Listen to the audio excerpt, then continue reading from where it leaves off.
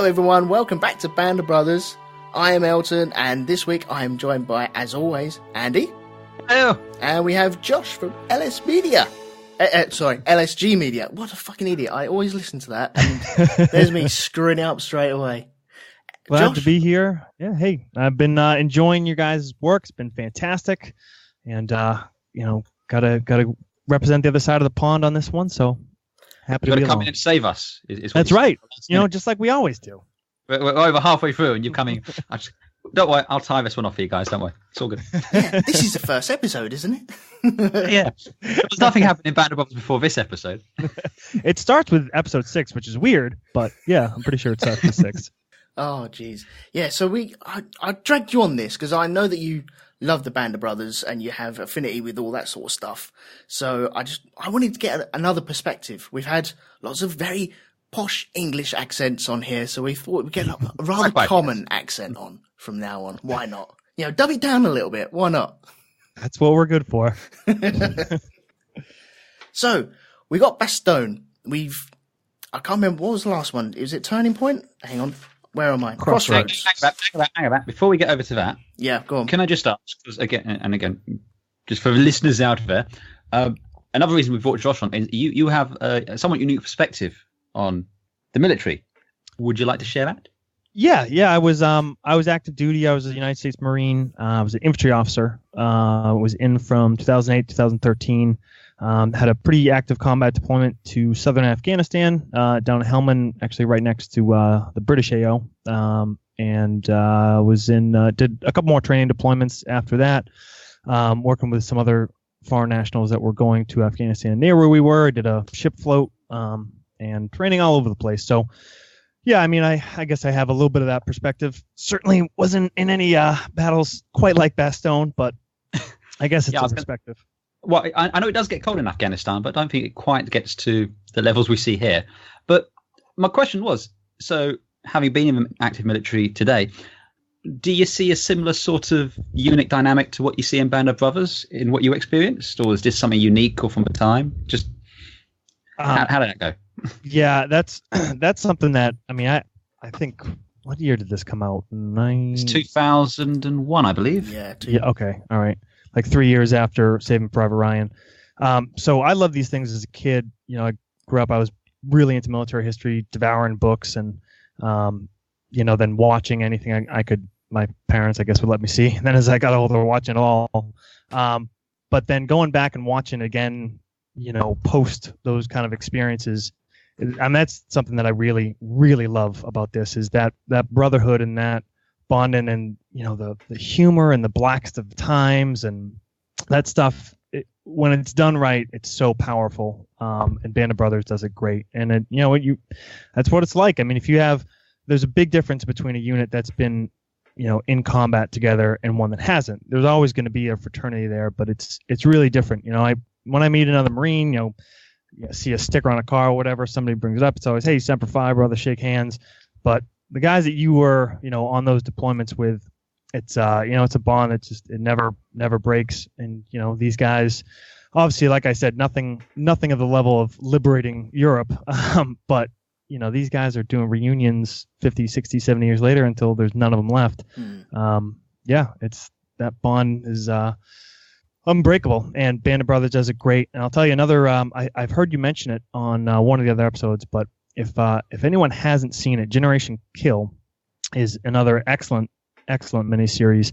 In particular, so that's a Marine recon unit in the 2003 invasion of Iraq, and that particular show portrays the way Marines, I guess any kind of infantry type unit, the way they talk, interact, joke, the sense of humor, how they act around each other, better than anything I've ever seen. Right. It's so if you want to know what it's really like, how the guys talk to each other, that is spot on. I love Generation Kill. I think that is superb. Oh yeah, I love it. And little side note because on occasion I dress up as a judge because, as you do, I've got a little unit which plays radio chatter, and the radio chatter all comes from Generation Kill. Oh, that's awesome! Yeah, they do a great job like tying that in. That's all real stuff too. I've listened to it closely. It's like that's a 9-line. That's all these different actual radio formats. Yeah, there's a couple of episodes, I think, on Generation Kill where it finishes and you have the credits and you just have the squawking going over. Yeah, I love all that stuff because again, it's proper. Because there's none of this over and out bollocks. It's all proper clipped military talk, and it sounds cool. It does. That's awesome. With that in mind, can I just get your opinion on another show then? Have you ever seen Over There? No, I haven't. That's who produces that? I've got it over in the corner. I can't see it at the moment. I don't know who produces it. I got 5 episodes into it and I had to stop. It just annoyed me. It was more like a soap than anything else. Yeah, it was FX. That was all right. Yeah, it seemed from what I heard about it, nobody really particularly pushed it to me. So I let that one slip by. I figured it would just piss me off if I watched it. Yeah, don't go there. Don't go there. Good. Right. Before we get onto the episode, can I ask you one more real quick thing, Elton? Yeah, go on. Because you watched Battle of Britain. I did. Very quickly, what did you think of it? Because we've been going on about you for this for like 6 episodes now. Yeah. Battle of Britain. That was I couldn't. Okay. Hands up. If someone wants to steal my Windows now, I don't mind. I got a hooky episode of it, and I didn't have the subtitles on, so it was like watching The Enemy. It was brilliant. It was how it should have been. Just watch the Germans speak German, and you feel distance from them. But I thought it was brilliant. I thought for the time, the special effects that they used on there were amazing. Well, a lot of it wasn't special effects, was it? I mean, that film is why we have the Battle of Britain memorial flight. Oh, yeah. Because they got a load of the aircraft flying again, and then afterwards, the RAF kept them. So. Yeah. I thought, that it was sparsely used, the special effects, but when they did use it, it was very, very good. And because there was a couple of times where an aeroplane was heading towards you, and then it was blown up, and it would fall quicker than it was actually flying. And you think, what happened there? I don't understand that. But I had so much fun with it. I really did. There was a point where someone was watching some anti-aircraft incendiaries go up in the air, flak into the sky, and someone came out with a pot of tea. And I just thought, oh man, that is amazing. Or it's when the guy parachutes into the garden and the kid runs out with a box of cigarettes for him. Oh, thanks awfully, old chap. He crashes through a greenhouse. Have you seen it, Josh? I saw that as a kid. I remember at my dad's house, we used to watch, old like 50s, 60s, 70s, war movies. I probably haven't seen it for 25 years. I don't know, a long time. I'd like to go back. Okay, it's decided. We're doing a special at some point when Elton. We'll do Battle of Nice. No, that sounds. What did you think of it then, Andy? When you saw it?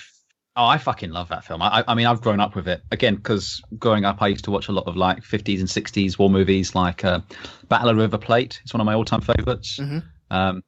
Bridge on the River Kwai, kind of a war movie, but I like all that. But yeah, Battle of Britain, and everyone's in it. You've got Michael Caine is in it, Ian McShane, Kenneth More, Christopher Plummer. It's just like a who's who was acting at the time. And the music, Ace's High March when Goering's inspecting the Luftwaffe at the beginning. Yeah. So fucking good. Yeah, I think the only war movie I could think of that has more of a star-studded cast is probably Bridge Too Far, which is... which is kind of like the American version, almost, isn't it? You got Gene Hackman's in there. I think Clint Eastwood. Michael Caine's in that one as well. He is. Yeah, everyone's in it. Because you have. I mean, they actually, unlike Band of Brothers, you do see more of the old Red Devils and their part and everything. Oh, that's right. Yeah. I was reading about the Red Devils actually because I took a day trip up to Duxford Airdrome. Airfield. Which is in Battle of Britain. You know when the hangar blows up? Yes. That's Duxford. That is actual Duxford. Oh, okay, fine. That's why when you go to Duxford, you have World War II hangar, World War II hangar, World War II hangar, no hangar. It's because they blew it up for the film. Okay. Is that the one where he tells the woman to stop screaming and get control of herself, and then she just has a right go back at him? It was to stop smoking. Goes, put that light out. Oh, goes, yes. Don't you shout at me, Sergeant Major. Yeah. I went there, and that airfield is just full of fucking Spitfires. There's tons of them. There's absolutely tons of them. There was a 2-seater flying around when we were there, just giving us a flyby for no reason whatsoever. And in the hangars where they're fixing them, they've got some pristine versions of them that they must just keep them there. And it's called the what's it called? I think it's the Historical Flying Club or something like that. But they fly. They got a couple of Spitfires. I think they've got a Hurricane. There's the Corsair. There's a load of aircraft in there. They actually did the recent maintenance overhaul on the Lancaster. Yes. Up there too. Yeah, that was in there. They opened that to the public a little while ago. So you could actually walk through that, but that was all closed the last time I went there. But yeah, they're still cracking bits of kit. Oh yeah, I'm glad you lied to, though, because if you hadn't, I would be forced to kill you. And what do they drop from in the first episode of Band of Brothers? What is the plane that they use on that? C-47s, I think. They have one out there. Yes, they do in the American Aviation Hall. They've also got a B-52 and an SR-71, which is awesome. Yeah. Sick. Yeah. And they've got the F4 as well, which is a personal favourite, and the A-10. No F-14, though, which is disappointing. No. But there we go. No, well, they got the F-15, so that kind of cancels that out. But anyway, we're way off topic now. Back to World War II. Right, okay, back to Bastogne, where we were last time. So, I want to get first initial impressions on this, if you don't mind. I think we'll go with Josh with the first initial impression on this. You know, when did you first see this? Have you seen it many times before? What did you think of it first time? What did you think of it this time? I saw this not on HBO, but within probably a year of it coming out. I got the DVD package very quickly. I knew about it coming because, like I said, Saving Private Ryan had really blown me away. So at that point, I was on the lookout for anything like that, and this was really, really coming off the heels of that. And I loved it. Ate it up. I've owned and seen. I mean, I've probably watched the entire series. I don't know, maybe 10 times through, 12 times through, on average, probably once a year. You know, since then. And I'll tell you, this has always been an episode that I like especially. I mean, there's not a lot of episodes I don't like, but Bastogne is a great one. And having rewatched it now, I'll tell you, before we started recording, you know, we were talking a little bit about Dunkirk, and I believe neither of you gentlemen have seen it. Is that correct? Not yet. No, not yet. All right. Well, I'm not going to do any spoilers, but I'm not sure if it's just because... I think we win. Well, you know, running away. It was a tactical withdrawal. Thank you very much. Yeah, was that the last time British were scrambling to exit Europe with the Germans chasing them? Doom. Terrible. So, having just seen that, that movie portrays the Germans as really not a dehumanizing way, but as an enemy force, a monstrous kind of it's almost more of a survival or a horror movie than it is a war movie. And watching Bastogne, it really felt similar to that. I mean, you hardly see the Germans. There's one German soldier that's captured, but it's just being in this horrific place in these horrific conditions and enduring stuff that is just unbelievable, regardless of the encircling enemy trying to kill them. Just the conditions are awful.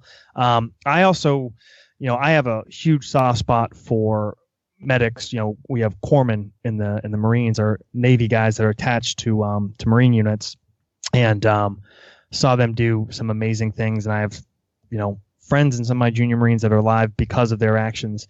And so I love the perspective on Dock Rowe on this, following him through.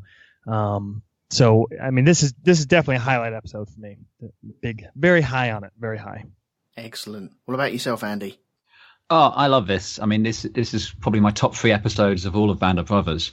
I love the character of Dock Rowe, and just the way. By this time, we're familiar with the rest of the company, even the replacements, the people have come in. You know, we can't, even if we don't know their names, we know them on face, and it's just seeing him jumping between them. And what's interesting about this episode as well is it really couldn't have come at any other time in the series, because if it comes any earlier, there's not enough action really to keep you interested. The suspense comes because you know these people, you're familiar with them.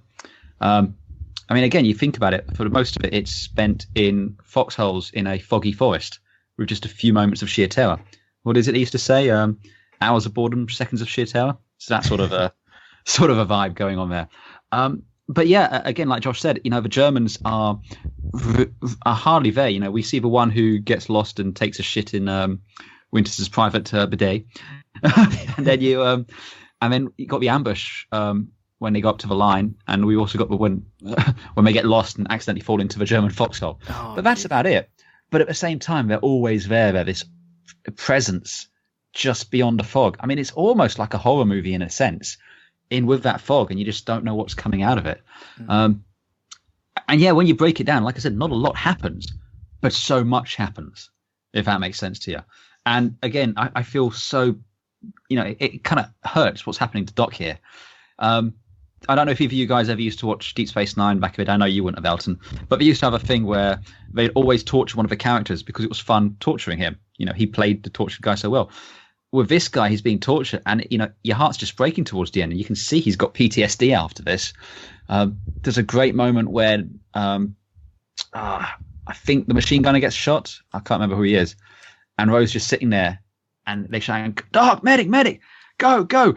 And you see him say, "All right," and go, "No, not all right, lie down. All right, go." And his kind of body makes him go before his mind's ready as well.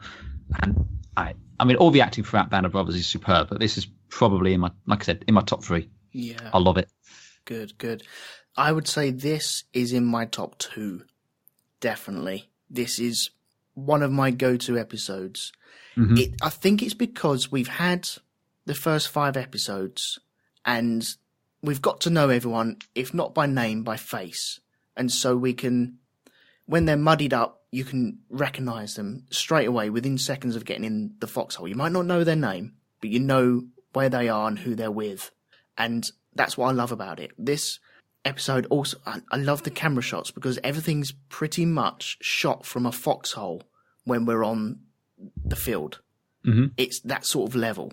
Everything is knee level or foxhole level. There's no real, well, I suppose you're with the soldiers. If action's going on, it's real low and close to the floor. If you're actually standing up and talking to a general, yeah, then you get the higher shots.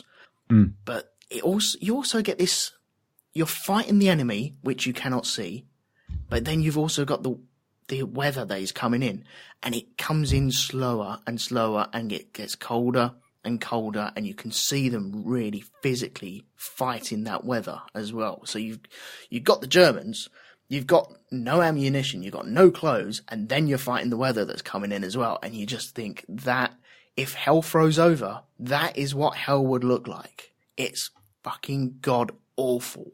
And I think it's so well done that it has to be in my top 2. This and the next episode are fight for position as the top episode for me. I think it's just so well done. I love it. So there we go. Right, so should we get into this, or is there anything else that anyone wants to say about it very briefly?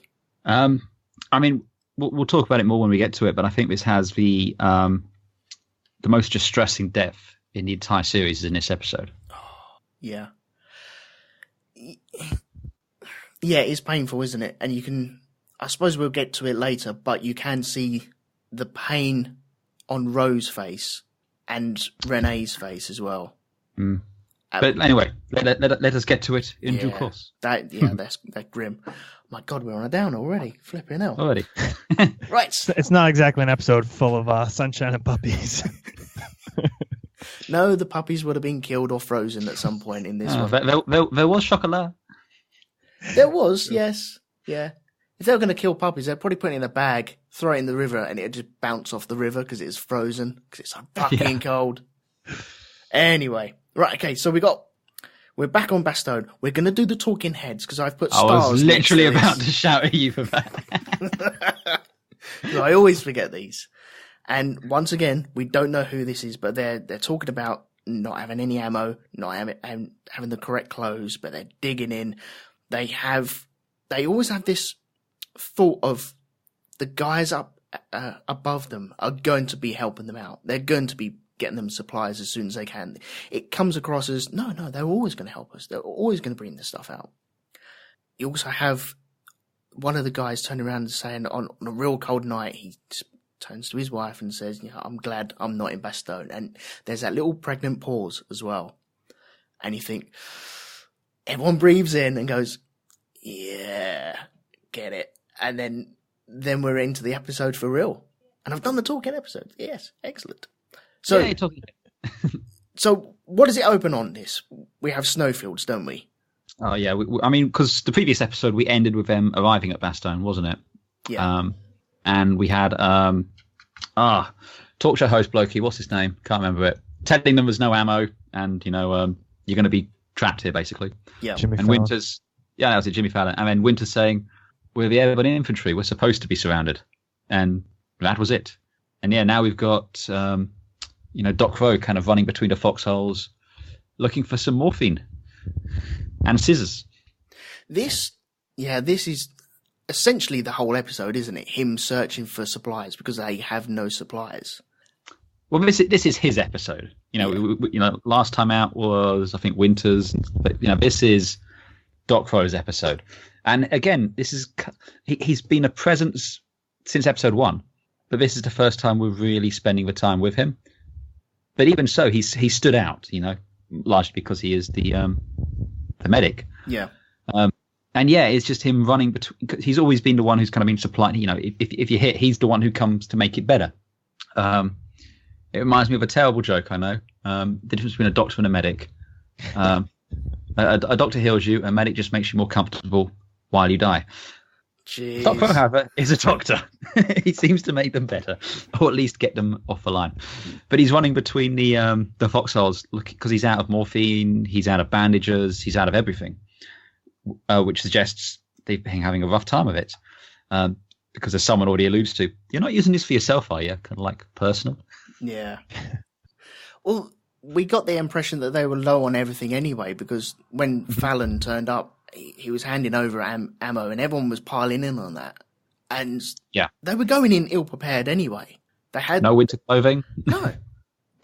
Which I really love that it's, we see, usually when you see, the medic or the corpsman, whatever, in a movie and show, they show up when, the guy's shot, blown up, whatever. I love that in this episode, they do, obviously that's their primary role, but they do so much more than that. As he's making the rounds, going hole to hole, checking the guys. When he gets Toy the boots, when Babe is all broken up and he's in the foxhole with the other doc, like good doc, good corpsman, medics, whatever, they do so much beyond just, deal with battlefield injuries. They really are constantly looking out for doing everything they can to take care of these guys, and they're fucking amazing. And I think Doc Rowe is a great example, and it's so cool to see that, to get to see all of it instead of just the bloody actiony kind of parts. Well, yeah, he's like a general practitioner, isn't he? He's there for the injuries they have, but also Garnier comes up to him later and says about pissing needles, and they have medical problems, as everyone would have left overnight in a cold trench. So he has to balance all that out as well. And he just doesn't have the equipment to do that. And so you can tell that his hands are tied, but yet he's doing the best that he can. He's got a real good bedside manner with him as well. He doesn't fob anyone off. He doesn't, oh no, I'm not dealing with you, I'll deal with someone else. They're more important. He deals with that person, but it's in such a way that, look, I can't do anything for you at the moment. It'll be later. And he does it all the way through the episode. Now, I think it's a real good portrayal of a bedside manner that he puts across. I think he's a fabulous actor anyway. Mm-hmm. Right, okay, so we have, there's a bit where Winters is chopping out ice out of one of his mess tins. Yep. And that's got to be depressing. You wake up in the morning and you've got that. You're like, fucking hell. I just love his determination to have a show. Ice cold water, that it's gonna suck. Yeah. He is the epitome. He's always been the epitome to me of what a good combat leader should be. But probably more than any other character that I've seen portrayed in TV or film. Yeah, the way that he's just composed to do that shave. And then here's the twig snap, and it's just, whoa, hang on, back on duty straight away. And I love the way that he speaks German as well. Oh, what does he say? Is kommen Sie hier? Kommen Sie Schnell. hier? Schnell, yeah. Yeah. I hardly think he counts as fluent, but it was enough to get the message across. You just got to feel sorry for that guy, because he shat his pants after that. Meanwhile, on the German Band of Brothers podcast, they're complaining about how every time there's Germans, they say Schnell. Screw them losers. So yeah, they strip this guy down. They get the bandage. So Doc has at least one German bandage, which is always good. Mm-hmm. And then we have one of the generals turn up as well. Or am I jumping forward? Yes. No, the general showed up, didn't he? And what is it Dike, the lieutenant, that Easy Company stuck with at the minute? Oh, Norman geez. Dike. Yeah. Who is about as much use as a condom machine in the Vatican. We kind of get the lay of the land of what's going on here. The lay of the land is, still kind of fucked. We can't supply you because it's foggy. No shit, Sherlock. We don't have anything at the CP, and we hear that the line is not so much a line as a interconnected series of dots.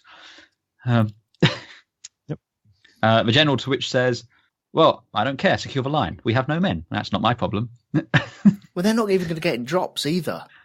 No. It sounds, I think one of the guys on the Talking Heads bit said that they were getting drops, but the Germans were getting them. So they were getting resupplied with all their shit.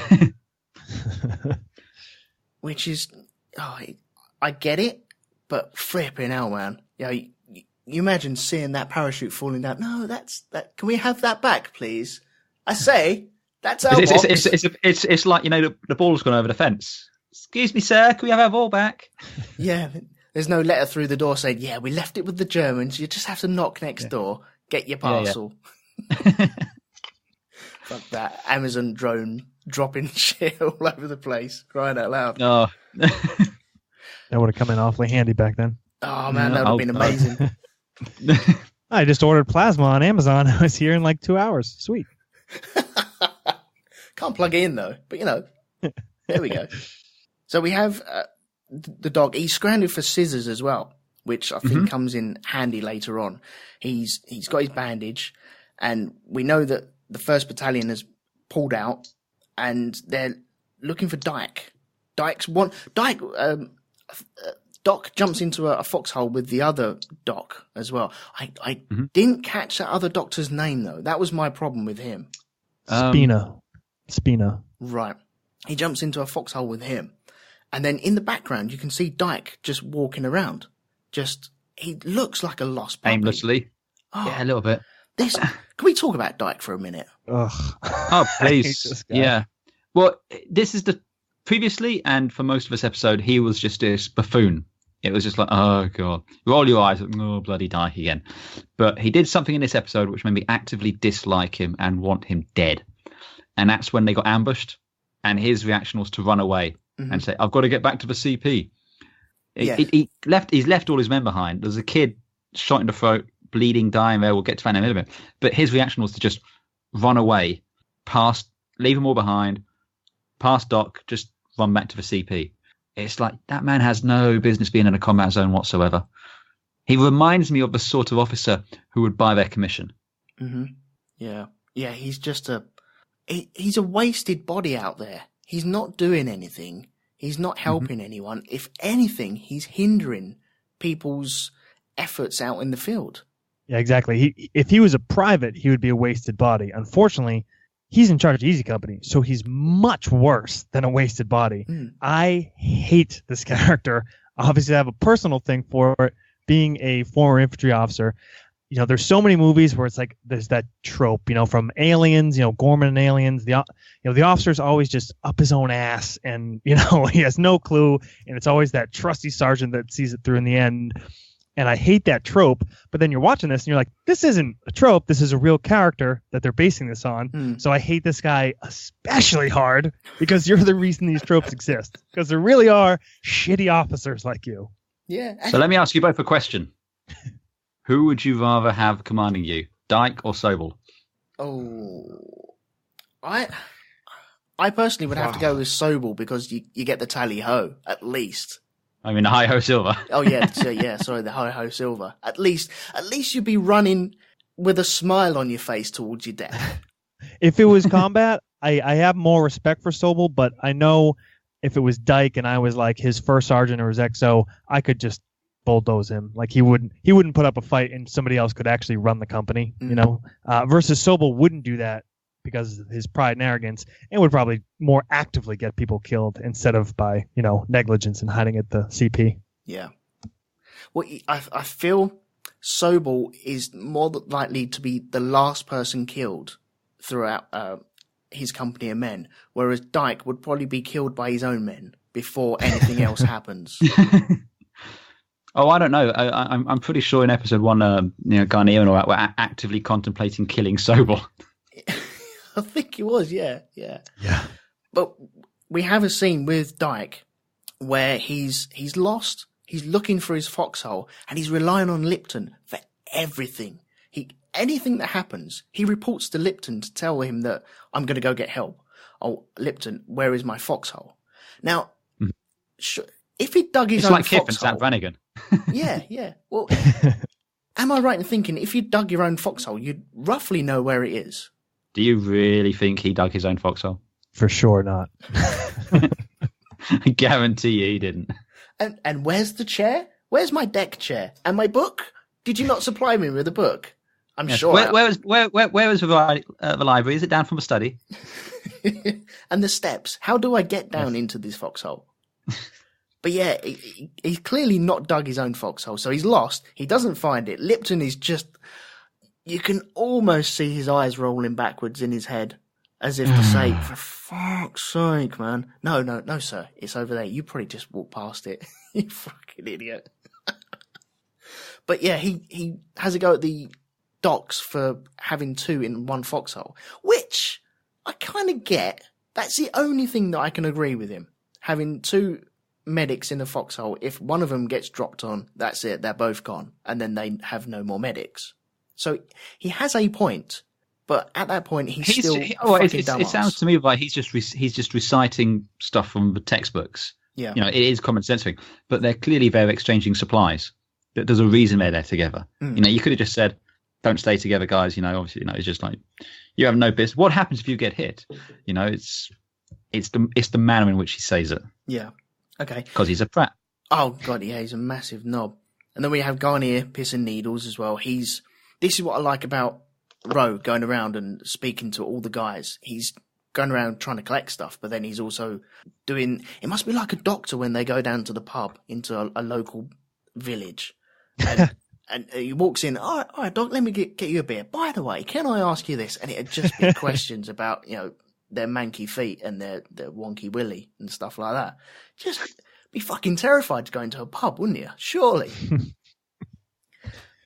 But yeah, we have the Garnier situation. Then we have, I think it's Doc and is it Heffron? Heffron, yeah. He's talking to? Edward. He's cooking something up in his helmet, isn't he? There's a lot of them cooking up. Yeah, they're kind of cooking up some food or something. Yeah, and then they get struck. Yeah, mortars coming in. Which is, it's terrifying because the thing I find terrifying about this, yeah, they're getting laid into, but immediately you get the call of medic, and your natural instinct surely would be to dive into a foxhole. Whereas the medic's job, even though he's been running around all day trying to get supplies, he now has to run around in between the foxholes to help the guys out. Interesting thing to note as well is he never carries a weapon. I'm assuming it was standard practice for the medics not to be armed? Yeah, technically... by Geneva Conventions, medics are non-combatants, and therefore, if they're properly identified, which is why they wear that white armband with the Red Cross on it, they are not a lawful target. And in general, like in World War II, most of the fighting on the Western side was relatively by the book. So the Germans, Americans, Brits generally respected those kind of things, unlike the Eastern Front and unlike today. I mean, technically, like, today corpsmen are non-combatants, but, on our deployments, all corpsmen are armed because, A, the enemy doesn't respect that they're non-combatants, and B, then they started to actively target them when they realized that the people without weapons were the corpsmen and the medics and would go after them first. Jeez. So now it's as much a point of kind of camouflaging them. So they do not identify themselves generally by procedure. Remember in Saving Private Ryan, you can see medics on the beach just, while you got others ducking and running behind the tank traps, and these guys are just kind of walking between people and trying to help. Right. And to say, they're not like a lawful combatant and most people respect that, doesn't mean that it's not super dangerous, because obviously nobody's aiming the arty at a person. So as he's running around when everybody else is ducked in their foxholes with their helmets tucked tight, he's at more risk than anybody. But yeah, responding to the call. Yeah, they're not in God mode, are they? Where they can just walk around. No clip. Walk through the scenery. Yeah, exactly. God mode enabled. And walking around just bullets bouncing off you. No, it doesn't quite work like that. One thing about his costume, though, because he does have one Red Cross armband on, there was a scene where the guy who gets paralyzed, he's taping him up, and yet his armband is facing away. And so I would have thought, wouldn't it be standard practice to have him on both arms? Or is that just too much display? Or why would it only be on one arm? I don't even know. Well, it's on the helmets as well, isn't it? Yeah. But I mean, in that particular instance, it wouldn't have made any difference because the fog was so bad. There's no way the Germans could have seen what they were shooting at anyway. That was spray and pray. Yeah. Yeah, if that was me, I'd want to identify myself as much as I could. You'd be walking around in a giant white frock with a big red cross in the middle of it. with a big stick hanging out my helmet with a big white flag saying, nope, not me. Not me. Thank you very much. It's all good. But yeah, so we have the first barrage from the Germans, which it scares the buggery out of me. This does. Oh, it's that sound, isn't it? Oh, all of a sudden it comes out of nowhere. There's no whistle. There's no nothing.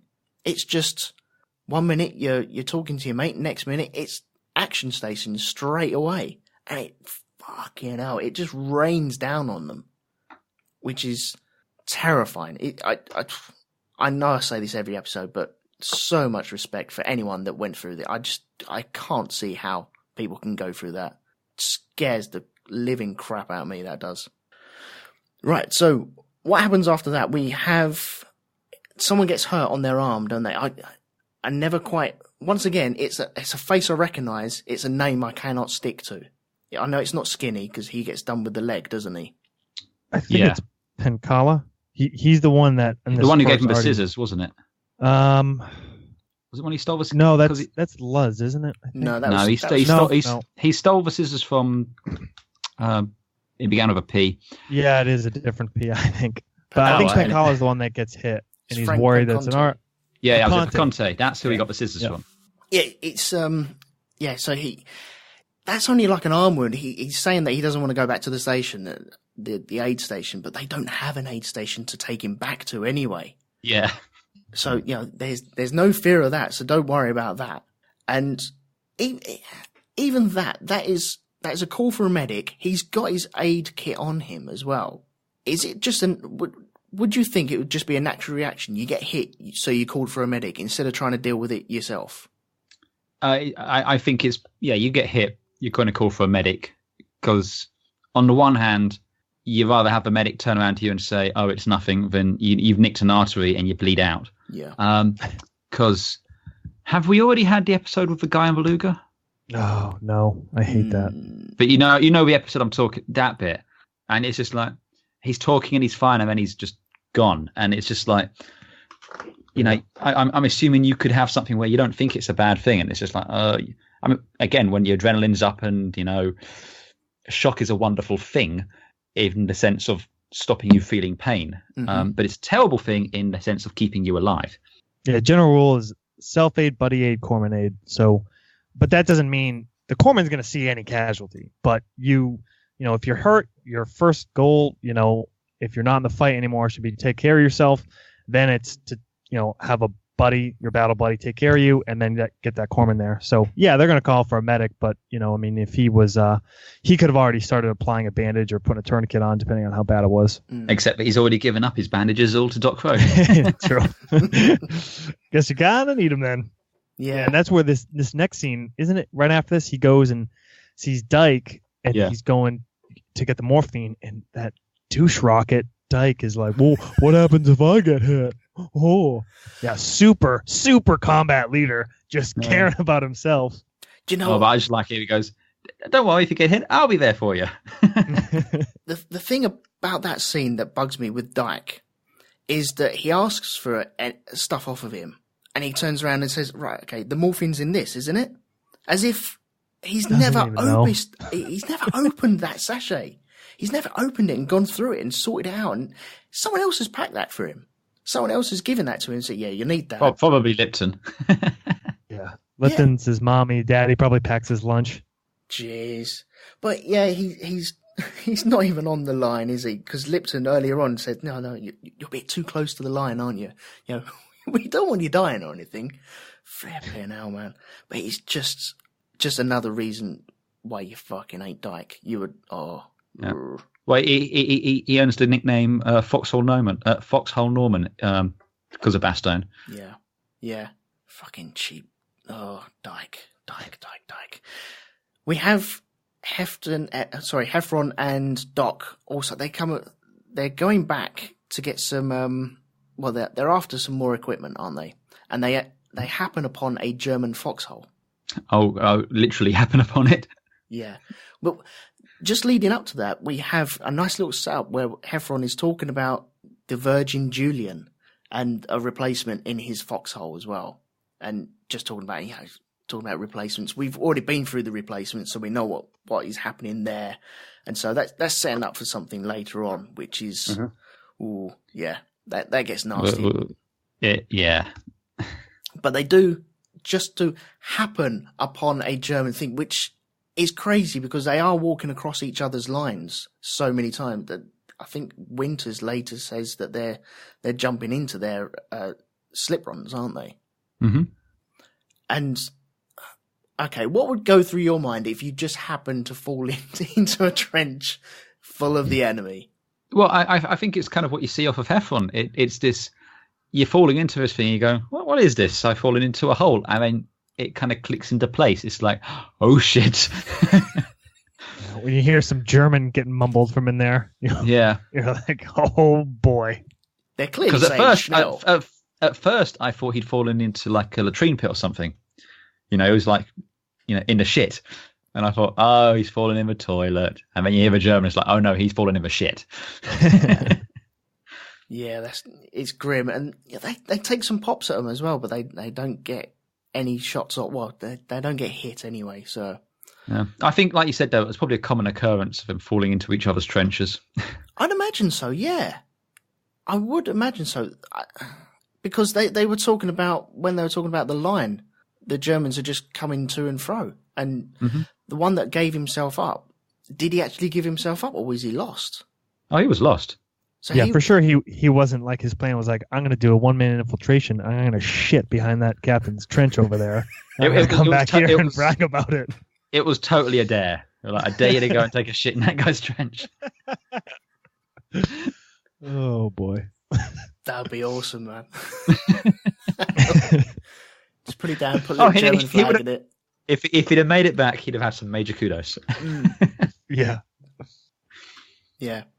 So we have, we bump into Toy now, who has no boots. He took over. Didn't they go to the 3rd Battalion CP first, or what was left of it? Well, they got bits from it, didn't they? Yeah, they kind of turned up there and we told, yeah, we're leaving. There's nothing here. Well, they were getting shelled as well, weren't they? Yeah. And then we have the scene with Dike. Mm-hmm. And then we're introduced to Toy because, once again, Rowe is still running around and he's told to go find Toy, find out what's going on with him because something's happened to him. Now, I've listened to the audiobook of Band of Brothers, and it is in there about one of the guys taking off boots, putting them down, a mortar falling down, and just tearing them to shreds. Mm-hmm. So this, I'm assuming this is exactly what happened to Toy, and he's got something on his feet, but it's not boots. It's just probably a couple of pairs of socks, I'd imagine.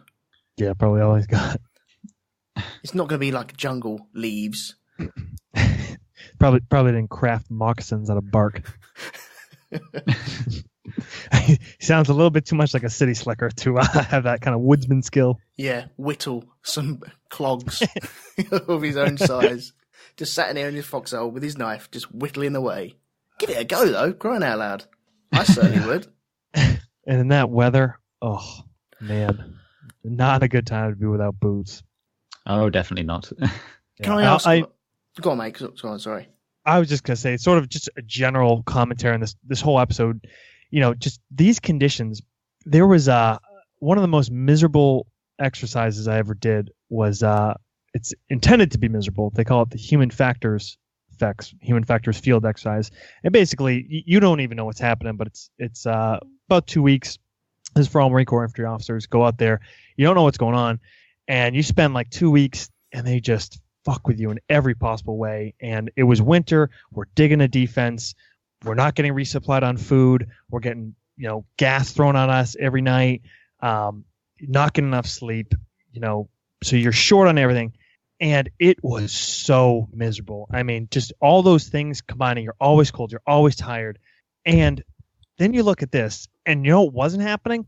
Nobody was trying to kill us. And even being short on stuff, our equipment's much better than they had back then. Mm. And at the end of the day, for sure you're not going to die. And there's very little likelihood you'll even be injured to any significant amount. And yet it is just the worst. I think back on that. I still remember it.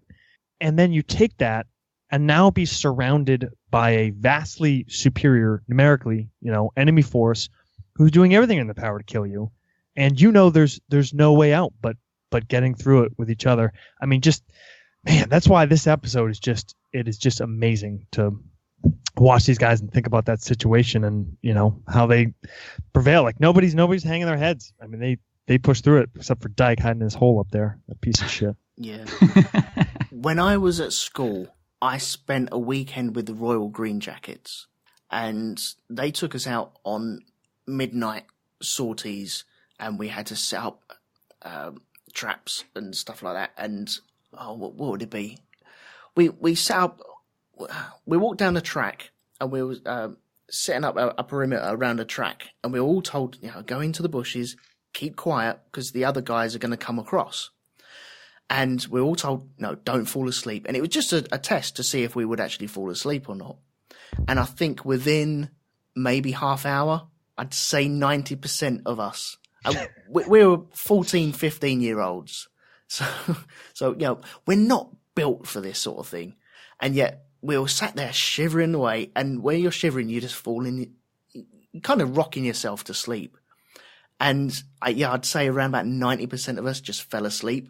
And the officers there had a hell of a time. They had a hoot just waking us up, firing off their weapons with their blanks. And you've never seen... Euphemism? Kind of, yeah. But you've never seen, let's say, 14, 15-year-olds move that quick. We shit our pants. It scared the crap out of us. All of a sudden, you just got fire going on around you, and you think, what the hell? I don't want to be here. Why did I sign up for this? It was god-awful. It was... Wait, sorry to interrupt, Elton. You said this is the Green Jackets? What the hell is that? Is this like our version of Eagle Scouts, or is it like a paramilitary thing? Oh, how would I display it? Royal Green Jackets. I wouldn't know where they sit. I know that they're rock hard bastards. I wouldn't mess with a single one of them now. Shall we put it like that? It's not. I mean, are these like actual active duty military, like British military? It's infantry regiment of the British Army. Oh, okay. And you're just out there with them when you're like 14 or 15 years old? It's like Army cadets, was it? It was, See, I was in the air training course, so I didn't really do much of that. We did like the gliders and shit like that, but yeah, we were in the RAF. We want hotels and room service. Well, yeah, exactly, yeah. And okay, so this is almost like we call it like JROTC, which is like ROTC when you're in high school and you're kind of like a cadet training for that kind of stuff. It was, yeah, but it was probably. I mean, air cadets was kind of like the scouts, but with a military twist. Okay. Effectively. Yeah. Either that or Elton was just abducted by some guys with green jackets. That's entirely possible, was what happened here. I got my marksman there. Did they make you call him uncle? Did they make you call him uncle? I got my marksman there.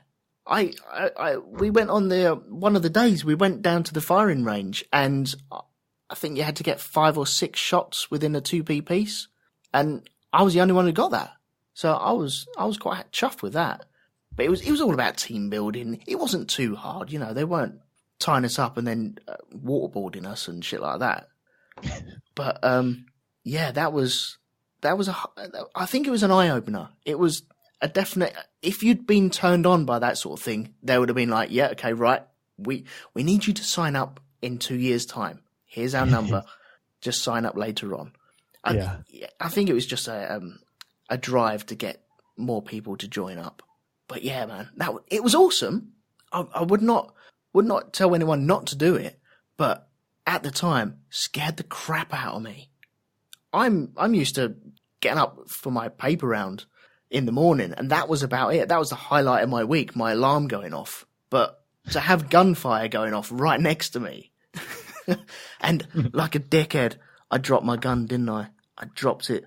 Oh, I got a massive bollocking for that. I got such a bollocking for that. Rightly so as well. Anyway, now you know that I'm the Dyke of the podcast, which is always nice to know. No. No, never Dyke. Maybe Pike, but not Dyke. Yeah. Should we do this last little scene? Because we have... what's his name? Rowe, he's got his scissors now. He's nicked them off of Frank. We have singing. We have the American singing, which Buck doesn't like one little bit, and that's our first look at Buck as well, isn't it?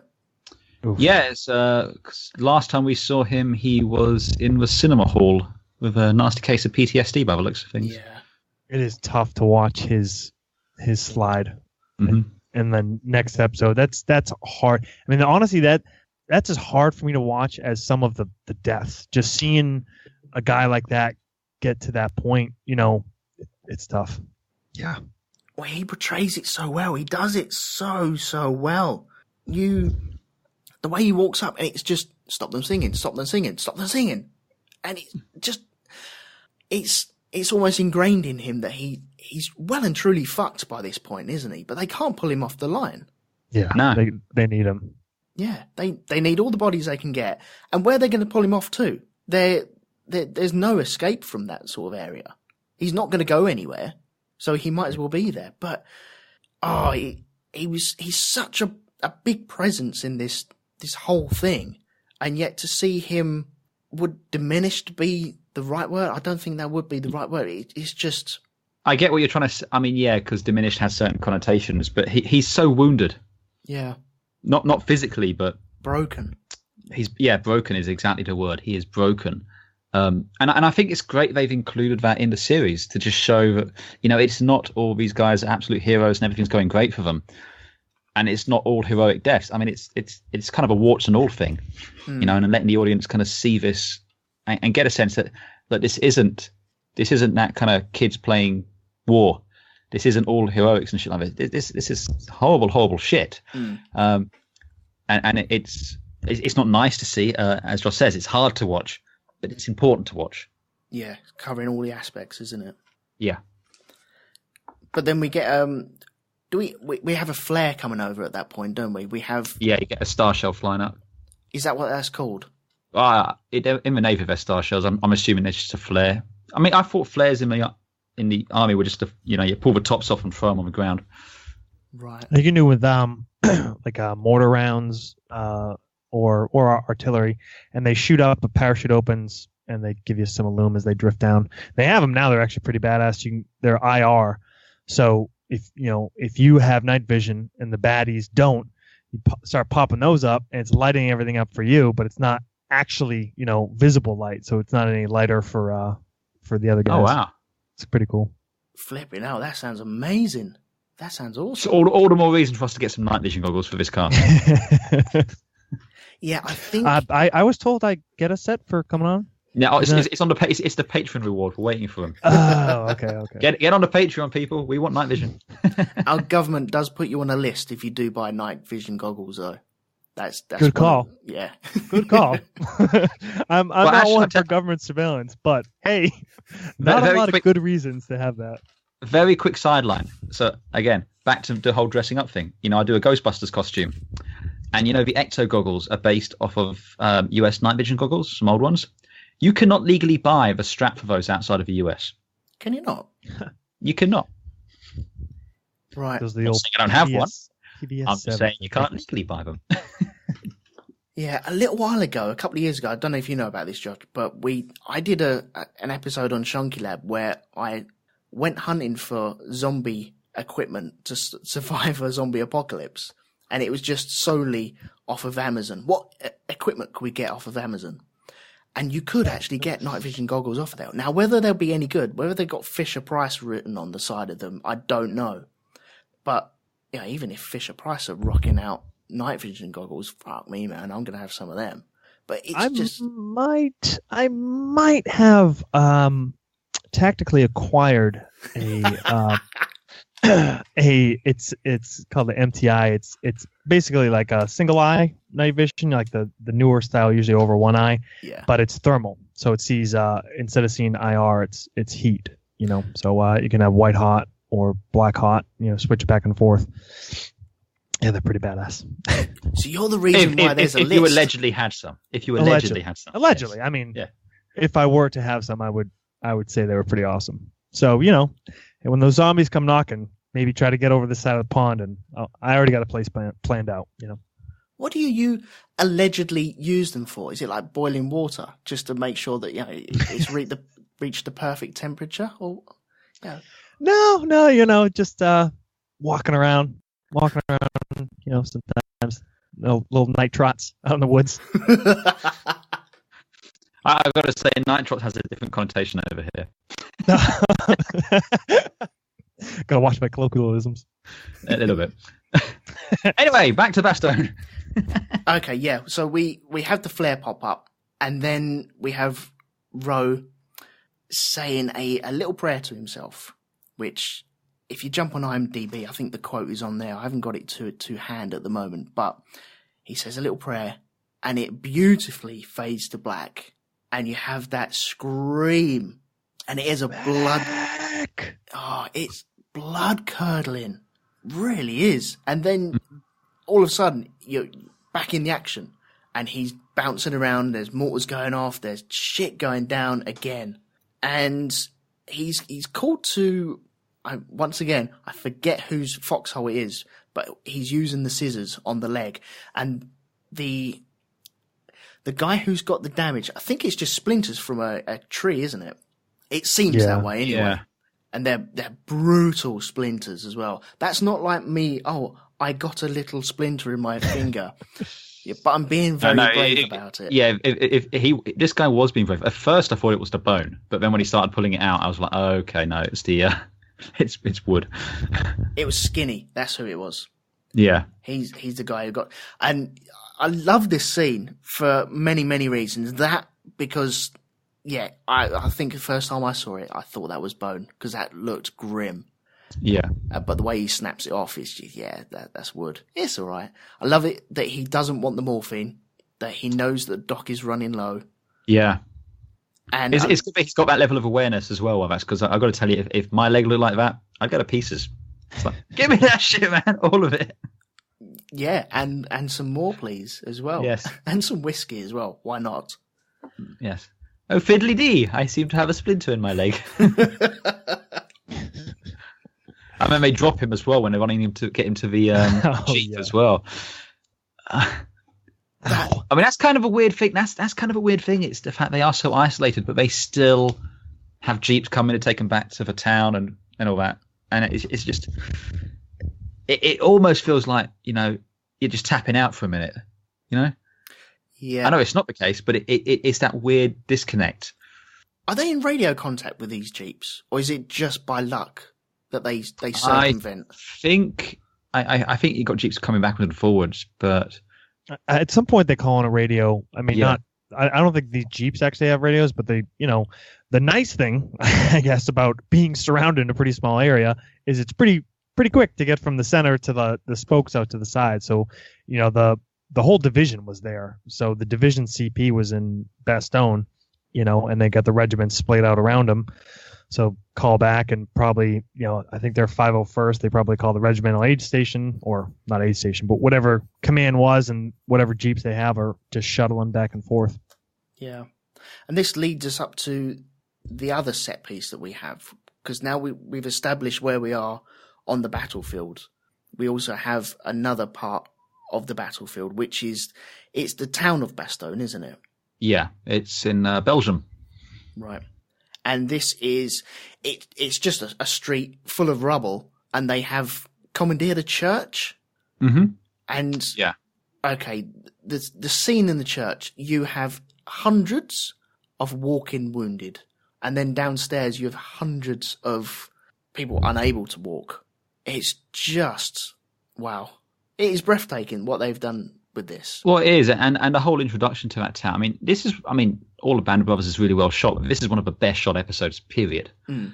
I'm not actually sure who the director was on this one, but when he's driving through the town, you've got the fires, you've got bodies lined up by the side of it, you've got troops pulling engines out of wrecked vehicles, and it just feels like a town under siege. It just has that feeling of a kind of hopelessness. It feels almost medieval.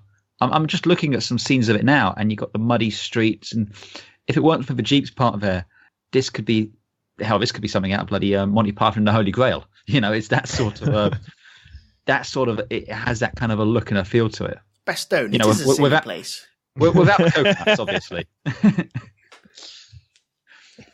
Yeah, there is a lovely shot as well where I think it's from the viewpoint of the Jeep as well, on the back of the Jeep. And we've all seen Call of Duty and Medal of Honor as well, and they nick this type of thing where you're being fed lines as to what is actually going on, and then the camera is panning around the whole scene, and you're seeing guys walk out, you're seeing guys injured, you're seeing guys pilfering stuff, and then you're leading up to your set piece of the church, and it's just a good placement.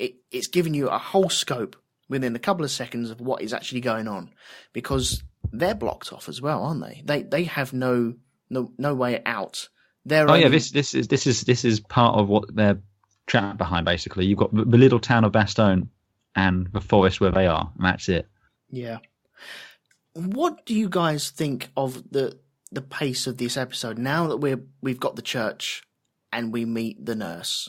Do you feel like this interrupts everything, or is this a good part of the episodes that we have? Because we flick back to this place a couple of times, don't we? Mm-hmm. It's one of those things where it feels out of place at first, but it actually needs it, because I don't think if you spent the entire time in the forests, I don't think those moments would have the same impact. Mm-hmm. We as the audience would grow used to it almost. It would become, well, that's just what this is. But when you stick your head above the power pit, as it were, when we go back here and we see the nurse, we see the town a little bit there. Every time you go back, then it's a little bit harder. Yeah, I agree. I like that. It kind of, because literally physically following him, and so when he's going back to the town, that's you the audience goes with him. But Andy, I think you're dead on about how it almost gives you that little break, and it's different too, right? Not right here so much, but later there's a major battle starting, and then somebody gets hit, and you leave. The audience leaves as these tanks and half-tracks are rolling towards you, and it's kind of cool to see that other perspective. And I do think it kind of paces it well, and ultimately, the character side, I think, is why this episode is so strong, and seeing that more than the action, which is always good, and there's episodes that have a lot more of it. And I think the interactions back here, with the nurse and just the other wound and the overall situation really adds to you getting to see what Doc Rowe really goes through. Because they're in dire straits as well, aren't they? They have no supplies. Oh, they're still. Again, this is all part of the Battle of the Bulge. This was the last German offensive of the war.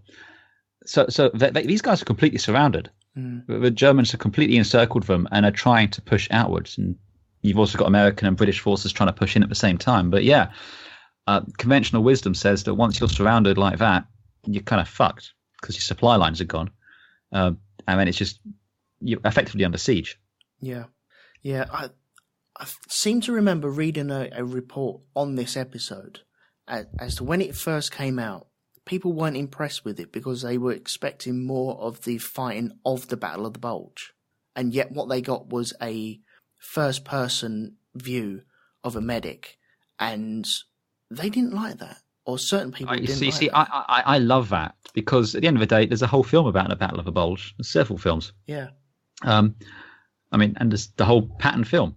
But still, this is what I want. I want to see it from that perspective. Because again, the thing about the Second World War in general is it's too big for us to really get our heads around.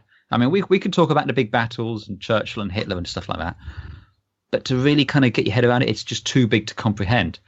If you want to understand it really, you need to be down at this sort of a perspective, the human perspective that we can follow. And that's one of the things Band of Brothers does so well, is it not only gives you a human perspective, it gives you several. It gives you a little taste of all these bits. We're seeing it as a medic today. Last week, we were seeing it as a battalion commander. Next week, I don't know what next week's episode is. I can't remember. But, it's someone else. And hell, it's there's a saying, understanding is a three-edged sword, your side, their side, and the truth. The more perspectives you could take into it, the greater the truth that you're perceiving. Well, that sounded almost Zen, didn't it? Powerful. Damn. I have my legs crossed now. I just thought I'd let you know. You see, that is why I don't have my White Russian here. If I had that, I wouldn't have to deal with this sort of stuff. Well, they're boiling old bandages in this scene as well, aren't they? Oh, and bed sheets and stuff, yeah. I think that was the bit that hit home for me. You realise, I get the using bed sheets. They're out of bandages, so they're using bed sheets, but they're boiling old stuff. This has come off other guys, and they're boiling it. Why? I get it, but that's what brings the horror home. I feel that it's subtle things like that you don't really think about. You think aid stations and where you're retreated back to get help, they would have all the supplies, and yet they don't. It just blows me away. It really does. I mean, not to get too terribly maudlin with the world as it is today, but you really think people who send people to war have to have had should have been forced to have that experience before they make that call. It's like you need to see that, to be there, to see them boiling secondhand bandages because they haven't got anything else, to see them dealing with trench foot, no winter clothing, to worst possible situation you could be in. If you can experience all that and then still say, actually, this is still the right thing to do, fine, I'm on board with that. But until you've got that, really should just shut your fucking face. Yeah, that's right. Rowe managed to get some boots for... Yes. Who's he? He was getting them for Toy, wasn't he? Yeah, it was Toy, yeah. Yeah. Joe Toy. So he gets that. They end up he gets driven back to the line. It's just a scary thing of, okay, right, you're going back to the line, yeah? Okay. Yeah. Why would you want to do that? I know we do meet the nurse as well. Yeah, we meet the nurse. We get the chocolate as well. We get the chocolate, yeah. Chocolat? I think I also have a soft spot for Rowe because he's the whole Cajun thing. Gambit was my favorite X-Man growing up. I don't know if you guys were like a comics at all, but Gambit's, that Cajun dude. I love that guy. I will say Rowe is a lot less creepy than Gambit is, though. Oh, for sure. For sure. See, all this is going over my head. I don't know anything about the X-Men whatsoever. No. You're not missing that much with the way the movies have gone. No. You also have the black nurse in there as well. And something I only picked up on this watch is his reaction to her. Because again, think about where he is, where he's from at that time. Yeah. It's a shock to him, isn't it? Yeah. Louisiana in the 1940s, not the most progressive place in the world, probably. It's really not. But I like the fact they've referenced it without drawing attention to it overtly. There's not a big deal made of it. There's not a big speech. I mean, later on he just asks her, what's her deal? And she goes, well, she came here for the same reason I came here, to help. But it's just a moment when he walks in there and he sees her and he just stops. And I just think it's a really nice little touch to show that, again, for lack of a better term, the world wasn't black and white back then. It wasn't just us against the Nazis like that. There was other prejudices and stuff like that going on. And it, again, given where he came from, Louisiana, growing up in the 1920s and 30s, that would have been a shock to him. Yeah. Yeah. He does kind of take a check as to where he is as well, doesn't he? Well, he doesn't say anything, but you can get the impression that he's fighting down his prejudices. Yeah. You know, his first reaction is, "What are you doing here? Why?" You know, something like that. But he doesn't. He recognizes that she is there to help. And again, I think that adds to his character. Yeah. Yeah. Good point. Well made. I think definitely. Right. I want to talk about this next scene that's coming up. Let's talk about this scene as a whole, because we're taken back to the front line and we meet a group of guys just going to go out on a combat patrol. Yeah. And this is the scene where we haven't bumped into Julian yet. He asked to lead the line, and he's a replacement. He was in Heffron's foxhole earlier, but this is like the first time we're really seeing him. Yeah. You get the sense he's kind of a little bit gung ho. Well, he wants the action. Does he want the action? Does he want to be respected? I would have thought it'd be the respect, isn't it? He's trying to prove himself to the older guys. Wouldn't you say, Josh? Is that kind of a...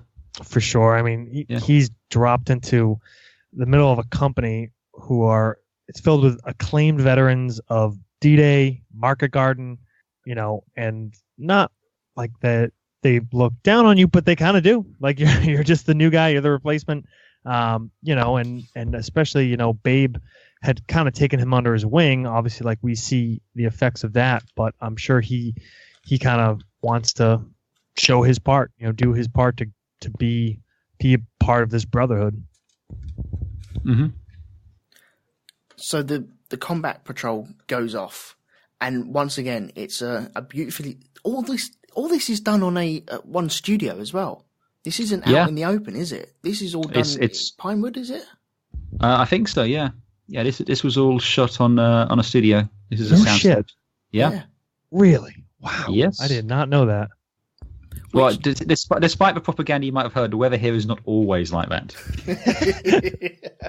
Yeah, I just assumed they went outside. If you want to film rain and crappy weather and fog, you just go to England. That is it. Yeah, pretty much 90% of the time. Every now and again, we do get like a sunny the only time day. it doesn't is when you really need it to. Yeah, when your rhubarb needs watering. Then you're fucked. Euphemism? No, not this time. No.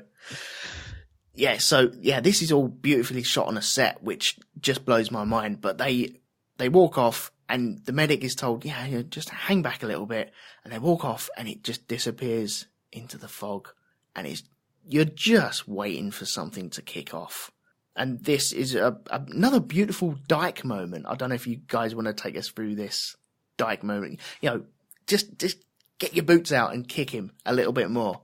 Oh, after you, Josh. Guests first. This piece of shit. They get contact. Honor immediately. Julian's hit drops in an opening, and they're relatively short range, so they're pinned. They're trying to get, and Dike immediately turns tail. I got to get to the CP. I mean, just the worst. He's the anti-Winters. He's the opposite of Winters. He really is. He is everything Winters is not. Oh God. And this is pretty brutal.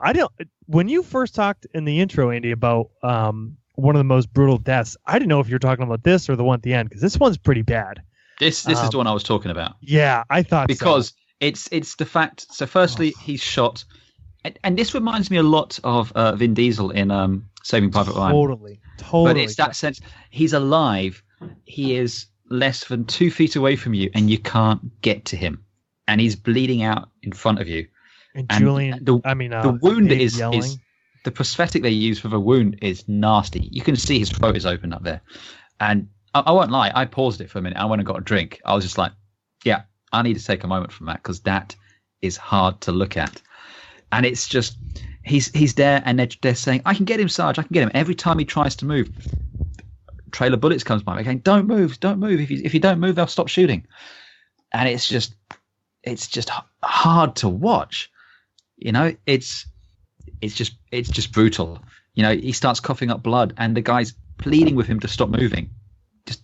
It's so close and so far. And it's, I mean, I can't think of one more brutal than this, just in terms of difficult to watch. Yeah.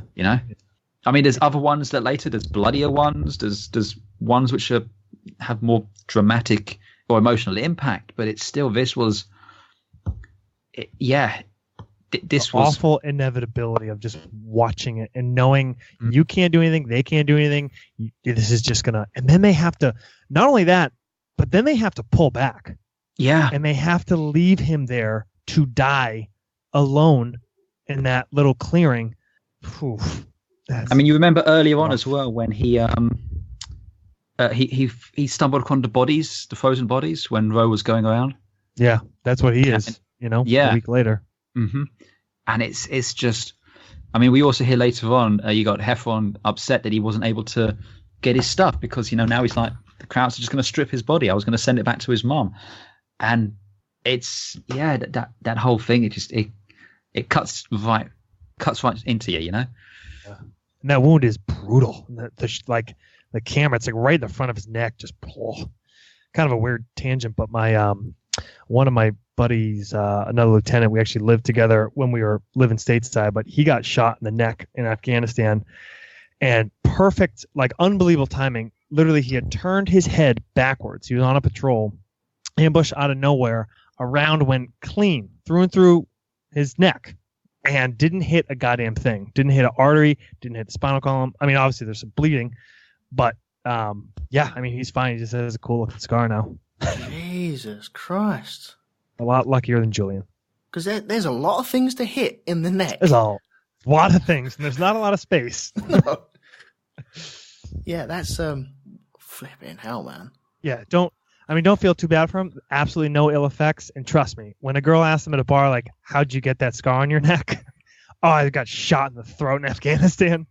Yeah, it's done well for him. Jesus, yeah, he must be getting tail every night.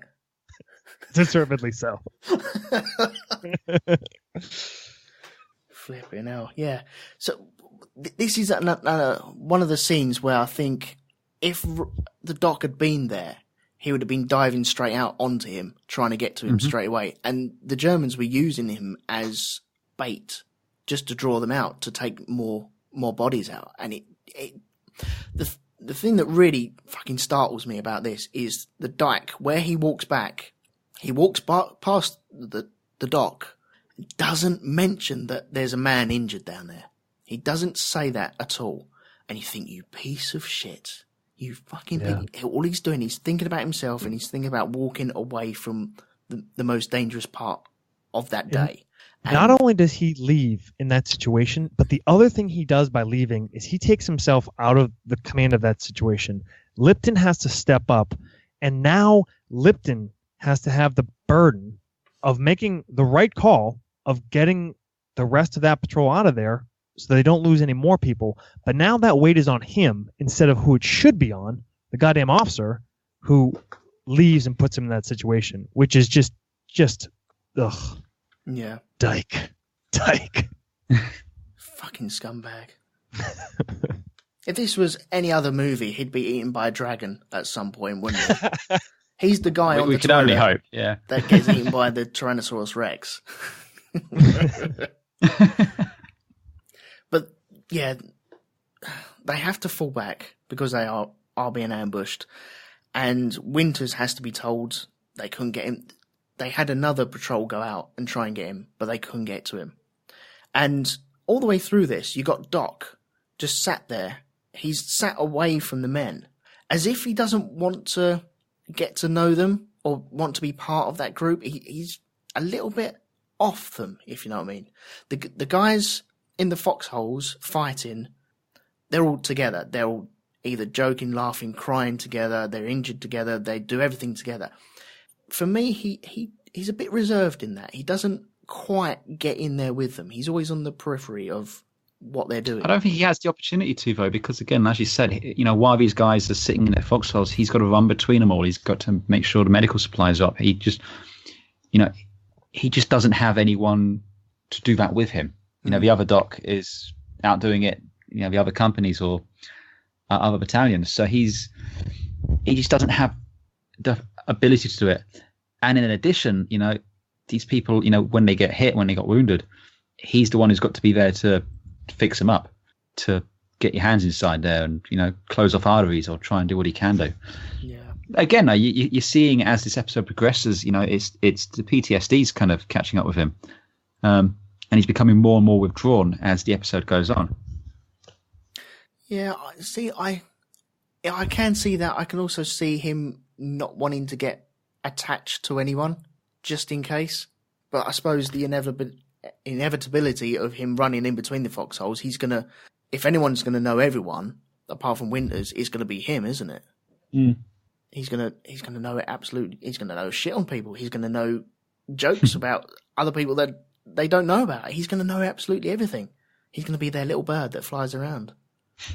Yeah. I think a lot of. I agree. I think a lot of this episode is it's Rowe getting to what could have been his breaking point, and the coin comes up right for him, and because of whatever about him, he's able to overcome it after seeing all this awful shit, dealing with these casualties over and over. I mean, you see him rattled when they try to get him out later out of his hole to try to go deal with this casualty.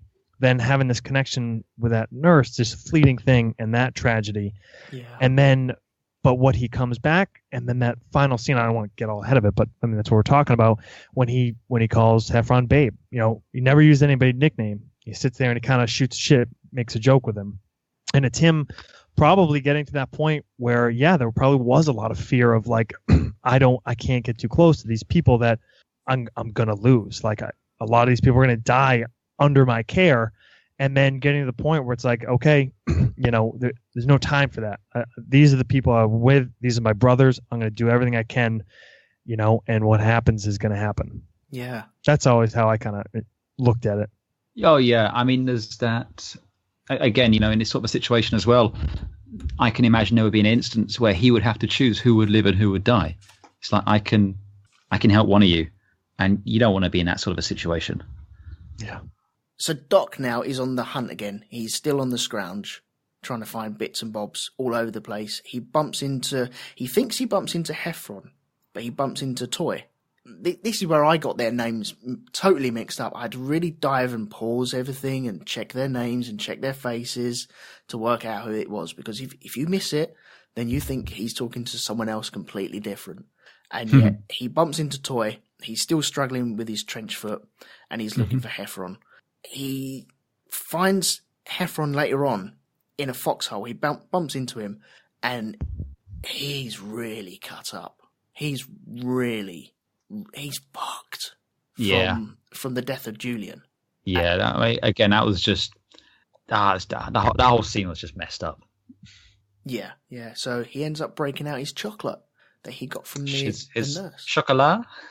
Mm. And I tell you what, it must have felt like golden honey just poured into his mouth at that point, where he's just had wet socks fed to him for the last week or so. He's been on proper rations, and then you end up with someone giving you chocolate. I would have kissed them on the face right there and then. Yeah, I mean, you can just imagine the smell of that in the foxhole. Just that chocolate, or something would have been unreal. Oh yeah, like some gift from the gods. Yeah, well, they end up hunkering down in that foxhole, don't they?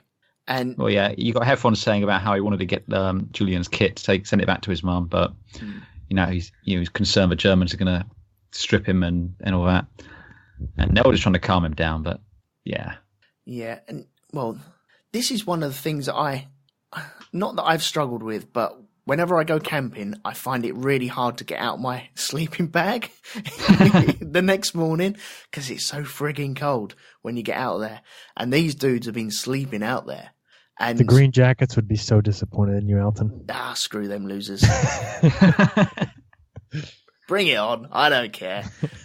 But when we go camping and you get out, you sat there and you've been laying in that tent all night and it's full of body heat, isn't it? And then all of a sudden you make that first toe outside on the dewy grass outside. I wouldn't survive 2 seconds here because these bastards they're covered in snow. And watching them crawl out of these foxholes, it looks like death. It looks so painful crawling out these foxholes onto snow. Who goes camping? We go camping and we get pissed off if it's raining because it's England. It's going to be raining all the time. But snow? No, thank you. And he's been snuggling up with his mates all night and is an explosion in the distance that wakes him up? I think it is. Well, yeah, there's a sound, and when he gets out and he steps outside, the sun is shining. Mm. What is this strange orb in the sky? Which means they can have a supply drop. Yeah, you get some P-47s flying overhead. What was the deal with the gunshots from the planes?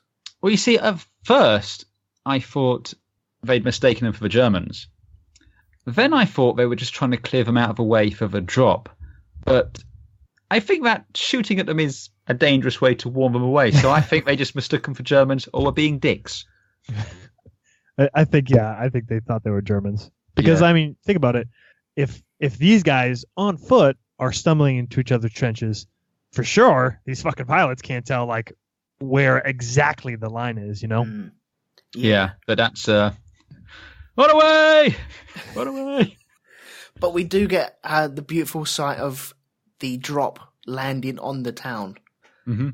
I think there was a couple of ropey CGI parachutes there. A little CGI, but you know what? Since it's like 16 years old at this point, I'll allow it. I can forgive that. That's not a problem. Yeah, It's but not- yeah, you got all the basically parachutes dropping all over Bastogne with supplies, and everyone just running out to grab whatever. And don't A worry, little- if that got your hopes up too much, this episode is about to crush them again. Yeah, yes, exactly. We've raised your Immediately hopes following. and dashed them quite expertly, sir. In case you're smiling now, let's have another horrible, gruesome death. Oh, God. Well, yeah, okay. Someone else walk me through this because, yeah, this is grim. Yeah. Well, so he goes back because the drop is centered around the town. So Doc's going to get supplies. He gets to the church. There's a guy hurt real bad, coming in, arterial bleeding, and he just kind of jumps in to try to help those, Nurse Renee and whatever the other nurse's name is from the Congo. Yeah. And this reminds me of the only other thing I've seen this in was Black Hawk Down. There's a scene where he's reaching up into the wound to try to get an artery, and it's just brutal. I mean, this isn't quite as bad as the Julian part, and you don't know him, but he springs into action because that's what he's trained for, and that's what he's there to do. And it's just, hopeless. And this guy, they lose him, and just the anger and the frustration at how little, I'm sure in his mind, he feels like he can do to help. And it really sets up the next beat really well when it's them sitting outside talking. That's why, even though it's so out of the blue, I really feel like it's earned, like these little... I am never one for romance in my movies, especially my war movies, but this little kind of interaction, I think, really does a lot for the character of Dock Rowe. And the thing as well is there isn't really a romance there. There is a bonding, a connection. Right. But there is no romantic overtures whatsoever, other than the smile and the chocolate. Really, it's really just two people who are maybe the only two people there who have an understanding what the other one's going through. Yeah. It's And I think that's just what works really well with that. It's not like fucking Pearl Harbor, where let's just not get started on Pearl Harbor. But it's like you said, it's earned, but it's just a tender little. It's a moment of calm, Yeah, that's what it is. It's pardon my shitty chauvinism. I just, light flirting. I interpret this, that kind of hot Belgian girl. So yeah, I bought into a little bit. A bit of shipping going on there. Yeah. Yeah, all the sexy music starts happening out. Yeah, she takes off her headdress. No, stop it.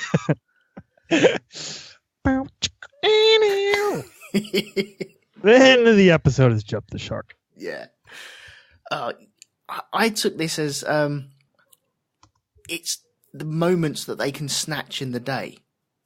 Every moment of their day is full with either trying to get supplies, helping out other people, speaking to other people about their ailments, or trying to repair people. And the little snippets that they can get through the day where they can sit down. If they were English, they'd have a cup of tea, but they don't. They have little bits of chocolate instead. And it's them just trying to grab them and make the most of them as well. And trying to spread them out as much as they can, elongate them and enjoy it for as long as they can, because it is shown in this scene. That moment that they have their brief little conversation and then bang, she's back into action again because someone else is rocking up injured. I really liked when, he's saying, you're a good nurse, you have a gift, and she's like, it's not a gift, it's a curse. And I just like the way that was delivered there. It's beautifully, beautifully acted. Again, I don't know if these guys have been in anything else. They're certainly not big name stars, but it's so well done, and it's awesome. Yeah. Do you know what bit that really got me about this? There's no speaking in it whatsoever. This tiny little bit. It's after the guy dies on the table, and Rowe gets really cross with it. He's lost another guy, and he slams the stuff down, and he's pissed off. He's so cheesed off, and then he catches himself and he looks her straight in the eye, and it's if she doesn't say anything to him, he doesn't say anything to her, but he realizes, hang on, she does this all day, every day. She's dealing with that all the time. She's probably seeing more people than he is because she's the person that they go back to. And he catches himself and then realizes, and it's like, oh, fuck, where am I? I forgot myself. And yeah, that's just dramatic. But there we go. So they have their little thing. He goes back to the front line again. And we're confronted with Buck, and he's losing it even more. He's slowly working his way down this rabbit hole. I just wanted to say there was a really good shot in that transition just after the Buck scene, where it goes from nighttime to daytime in a single shot. And I know it's just because it's in the studio and they can raise the lights, but it was really well done. Is that across the field? Yeah, it's after the. Well, I mean, let's talk about the Buck scene first, and I'll talk about that scene in a second. But yeah, you got Buck, and he's with Garnier and Babe. And Babe, yeah, talking about the Legionnaires, the Romans, when the barbarian horde came through. He is out there, man. Garnier's like, fucking Christ, Buck, fucking really, gosh, Jesus. Yeah. Yeah, he's losing it. Doc comes along with more supplies. He just gives them a blanket, doesn't he? Well, I like how he gives them a blanket and just makes sure he puts it on Buck and just kind of gives them a pat on the shoulders. I think Doc can see what's going on there. Yeah, because there's impending doom across the way, isn't there? There's smoke just billowing up as well. Mm-hmm. Is it tanks and tractor-wheeled machines Not yet. coming towards them? No, I don't think it's yet. It's when it comes to it's just, I think it's just, what's across. That's where the German lines are, effectively. Yeah. Because then Lipton has to spring into action then, doesn't he? Because, Dike's nowhere to be seen. Oh, no, that's when you can start hearing the engines coming and everything, can't you? Yeah. And, it's kind of building to that crescendo, isn't it? Mm-hmm. Yeah, I think there were smoke grenades. Right, yeah, because I couldn't work out what they were. I could hear engine noises. I could hear commotion going on. I could see the smoke. I couldn't work out where that smoke was coming from, though. Most of these era tanks, especially the Germans, they had smoke generators built into them, so they would actually pump that as a concealment. Fuckers. Yeah. I don't think it was just the Germans. I think it's kind of just a common strategy thing. Yeah. Fucking hell, man. Yeah. Intimidating, a goddamn giant smoking armored behemoth thundering towards you, and you guys are sitting there with 30 cal machine guns, and they say it. They're like, "What the hell are we supposed to do with that thing?" You know, it's like, it's like, hold your fire. And this is cool how this battle, like, this opens up, and it's like, wow, this is going to be a raging battle we're about to see, and then Smokey gets hit, and you know, again, we the audience, like, we leave because we're getting Smokey back, you know, back to the aid station. Well, this is also the bit where he's, you know, they're shouting for the doc, and he doesn't come initially. He's away with it, and I think Lipton jumps in with him and says, "Doc, go." And he goes, "Yeah, all right." He goes, "No, not all right. Lie down. Go." And it's the way he moves, where his body moves while his mind's still not there. It's like he's on autopilot, and it kind of shows that sense of, you know, he on an instinctual level knows what he's got to do. Yeah, well, I'd imagine sat in a foxhole for a little while, your whole body would go cold anyway, wouldn't it? And it would be really hard to get motivated to get up, let alone to get run across a field of battle. And like you say, he's probably on autopilot for that situation anyway. And I think it comes across really well because Lipton's there. He's raring to go. He's trying to get other people moving, and yet you kind of can see that Rowe wants to move, and yet his body won't let him. Yeah, scary stuff. And I think it's part of that too. We're seeing, like, throughout this episode, Rowe getting close to a point where, like, he could reach his breaking point.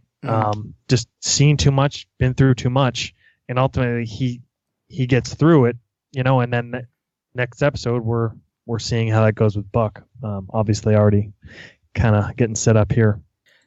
Yeah, the breaking point of Rowe. I suppose, yeah. I hadn't really seen this episode like that. I was more interested in other people's breaking point. I think I was watching it from his perspective of other people's breaking points. But yeah, I suppose he is reaching that. And like you said earlier on, with him almost touching out and going back to Bastogne and the town, it gives him a breather of some sorts. A kind of home base. Almost, but I think in a strange way that might have made it a bit harder for him. Because if you're in that space and all you're focused on is that, on and on and on and on and on, that's that. But then when you go away from it and you suddenly see there's this other bit out there, it makes it a lot harder to go back. Yeah, you have to go back. If you're there all the time, that's it. That's what you're living at the moment. But I mean, again, I'm just watching him, you know, again, you know, administering an IV into Toya. It's just a professionalism. Once he's going, he is totally professional. He's on autopilot. You know, there's gunshots going off around him. There's, you know, the tanks in the background, but he's solely focused on just the task at hand there. And I guess let me rephrase it. I don't think breaking point is the right word. He is approaching whatever you want to call it, that moment, the bottom, you know, the rock bottom, I guess, if you want to think of it that way, that's going to decide, is he going to get through this or not? Does he have the fortitude, you know, of dealing with the casualties after casualties and the tragedies? And ultimately we see that he does, but you know, it's wearing on him, and we're really seeing that both on the line and back in the town. Yeah. I think one thing that helps, the actor that's playing him as well, he's one of the youngest looking ones out there compared to all the other guys that are playing all these soldiers. You say that. He's certainly the youngest of the ones we have since episode 1 in terms of looks. Yeah.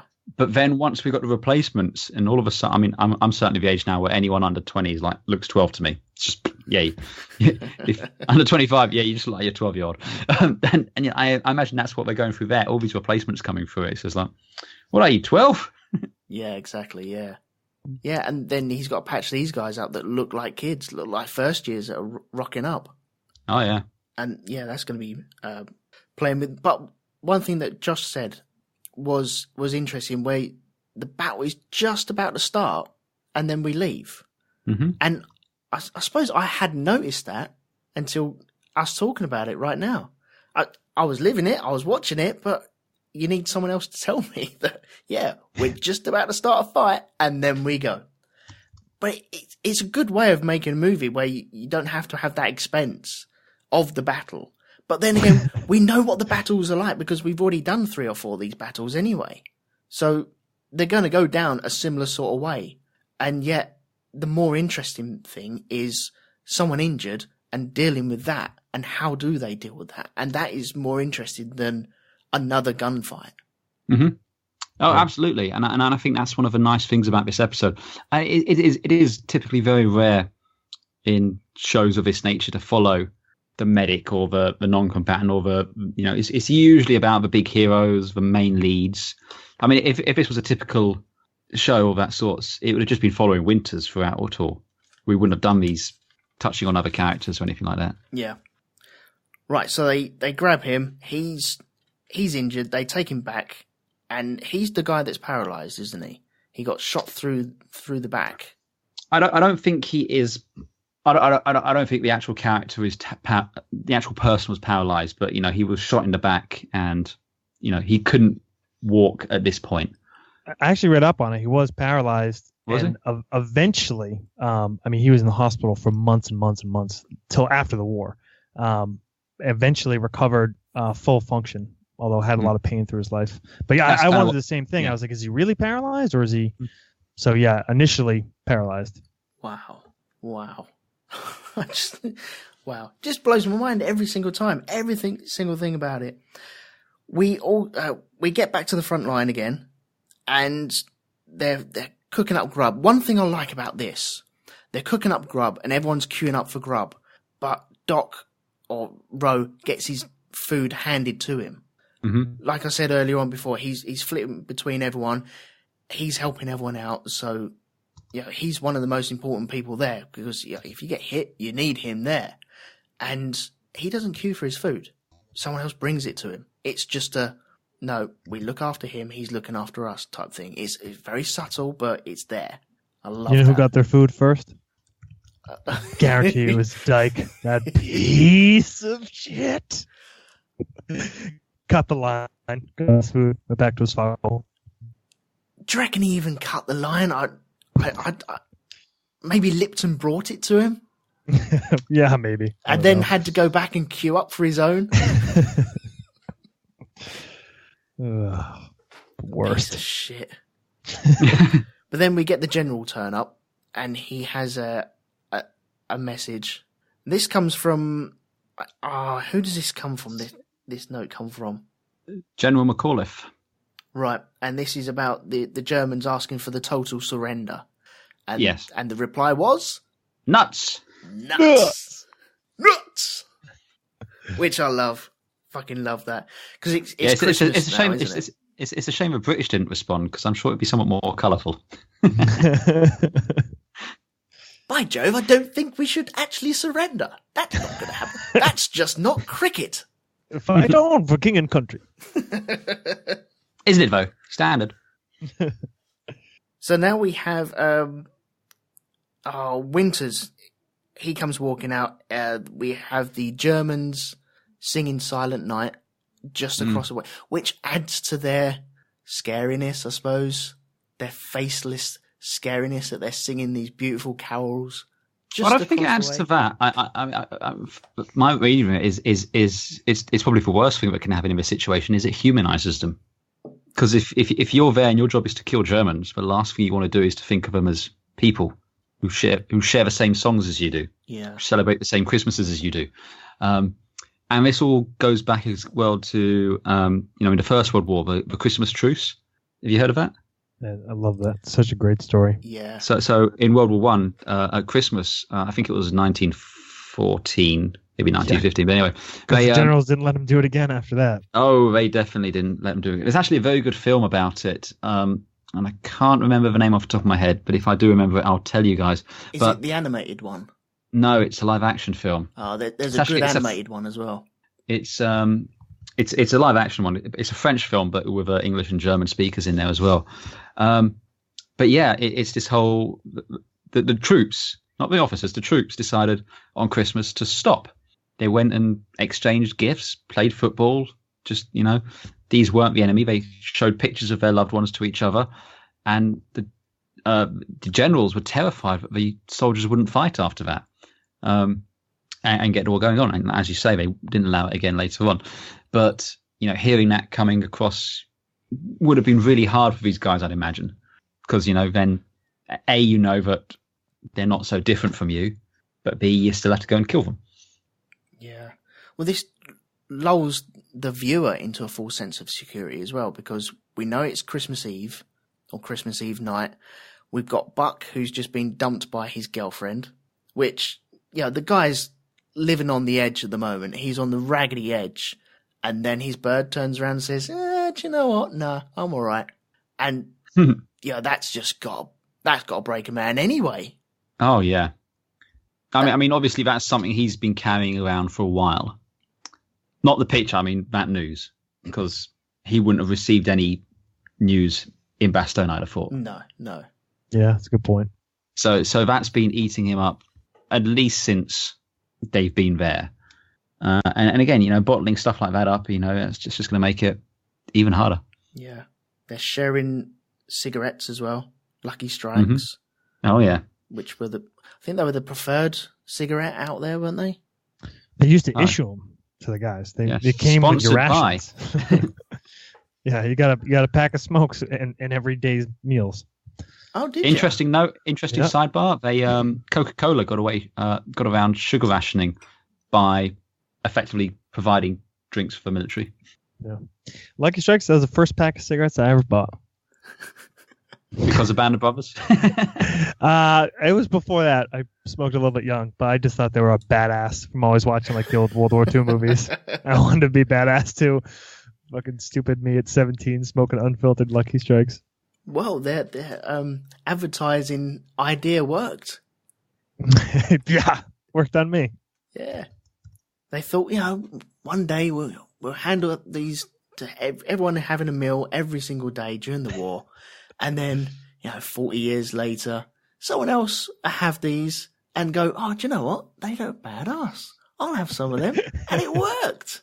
And they're just sat there in their massive castle full of money, rubbing their hands and going, yep, there we go. Told you. Yeah, spot on. Yeah. We also have Popeye and Winters and Nixon. And there's someone else there as well. I can't remember who it was, but they're Harry Welsh, one of the other officers. He's the one that gets hit. Right. I thought that was Popeye. No, it's Harry Welsh. He was the guy, he was the one that they were talking about. He carried around his silk parachute the whole time through Normandy. Yeah. He was one of the platoon commanders. I think he still is at this point. Right. Oh, okay. Right. Gotcha. And they've got a little fire going in their little dell. Is it? like where fairies live? Yeah. Well, they're clearly away with them at the moment, aren't they? They're so cold and just looking for a bit of escapism. And I suppose with it being Christmas Eve, are they thinking, nah, we're not going to fight on Christmas Eve, surely? I think that's certainly what we as the audience are supposed to think. Yeah, it does feel the episode has been brutal enough that you kind of feel. You're right. I think you just said that false sense of security. All right, well, it's can't get worse than this, right? Yeah. And it being Christmas Eve and there's carols singing, and then they go and fucking drop them on them again. And you think, for fuck's sake, man. So all hell breaks out again, and Harry gets hit. He ends up with a tourniquet and morphine, and once that morphine hits him, is this where Rowe is struggling to get out of his pit again? Yeah, this was when he's really struggling to get out. Yeah. Yeah, he's just kind of hibernating there now, isn't he? Yeah, so it becomes a struggle more and more to get out of his pit. But he applies a tourniquet, sticks out on him, and you can see the relief as soon as that morphine hits his body or his bloodstream. It's just... And I think that was his last morphine that he had on him. So yeah, he's down to no more morphine now. He gets taken away. Winters... Oh, what happens to Winters now? Oh, Winters he sees what's going on with Rowe. That he is... This is my take on it, at least, that Rowe might be getting to that point, and he says, go into town, get a hot meal. Like, he can't afford to lose Rowe, mentally or physically. So that's he saw that delay, building, and I think that's why he dispatches him into town. Well, this is why Winters is so good, because he could have torn strips off of him for that, couldn't he? Yeah. I can't say enough about Winters. I was a little bummed, man. I was listening to the last episode. I would have loved. I would have just raved on him the whole time. I absolutely love Winters. Yeah. Oh yeah. I mean, he's almost on the verge of being a Mary Sue type character, and then you realize he's a real person. Yeah. I mean, literally, like, he is the epitome. I think I already said this, but of just what I think a combat leader should be, how they should act, how they, everything he does. It's awesome. Yeah. So we've just been dropped on. It's Christmas Eve. We think everything's going to be fine. We've just had another person injured. And then we head back to town. And it can't get any worse than that, surely. It's going to be all right in the town, isn't it? Please, someone tell me it's going to be all right in the town. Well, of course, the town has been the safe haven, isn't it? It's home base, effectively. It's where the lovely the lovely Belgian nurse is. Yeah. That's where chocolate comes from, isn't it? Mm-hmm. Chocolate is grown in Bastogne. Yeah, but yeah, this place looks like a hellscape. I mean, I know we were talking a bit at the beginning about the Battle of Britain. This bit is a lot like a sequence in the Battle of Britain when one of the pilots goes off to help dig out a family, and he gets back when his family had been in a church, and the church gets hit by a bomb while he's gone. Mm-hmm. Same thing's happened here. Bombs hit the church, and you just got people staggering out of it, and it's just, well, it literally is a war zone. Yeah. And he finds a nurse's, what would you call that? I know it's not their hat, is it? It's like a headscarf, sort of. Yeah. Not headscarf. It's like bandana. They got a bandana around their heads. Yeah. Yeah. Show them what group they're with when they go touring. But yeah, he finds a headscarf, which is a nurse's headscarf. So we're naturally believe that it's his nurse's headscarf. So all the good that she's done has just been wiped out. That's, she's gone. She's not there anymore. I mean, her death. What? We don't see a body. We don't see anything like that. We don't even see her die, as it were. But that moment is really hard as well. Yeah. It's like that one small moment that, the little bit of, I don't want to say joy, but a little bit of relief he'd found. This little bit of tranquility he'd found in Bastogne had just been snuffed out. Yeah. Well, Josh, you said it earlier on about Rowe's breaking point, and then him coming back and speaking to Babe and mentioning his nickname and realizing, no, these are my brothers, and I've got to deal with these guys. Yeah. Would you say the nurse's death is the trigger to, well, hang on, no, it's kind of the switch that switches him over to say, just go with it? I think this was the point, the crucible, the moment that, everything just worse and worse and worse and rock bottom. And, he was already fragile. He was already wearing. And that's why Winters sent him back. Hey, go into town, have a hot meal, a little bit of a breather. And it's the exact opposite. It's a hellscape. And he sees, this person that he had this fleeting connection with is gone, as is every other wounded man that he had helped to treat that was in that church. They hadn't been evacuated. They're all gone. So anybody that he managed to save, to hang on to life, they're gone.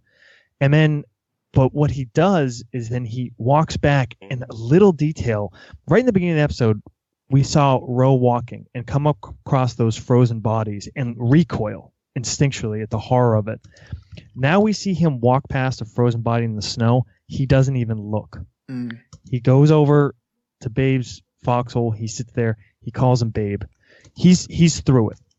At this moment, mentally, whether or not he's physically going to make it, mentally this man is going to make it through war. Yeah. But he's not the same person. And that's something I really love. I really, I relate to. I mean, I know a lot of people that have had issues with PTSD and whatever, and it's a big topic nowadays. But regardless of whether you're diagnosed with PTSD, you're not the same. There's a change that happens. There's something you lose, whether it's innocence and empathy. You don't know what it is in Rowe, but from this moment, okay, he's turned that corner. He's going to get through, but part of him is gone. Part of him stayed in Bastogne. But what came out of it was a person that is able to get through this war. Yeah.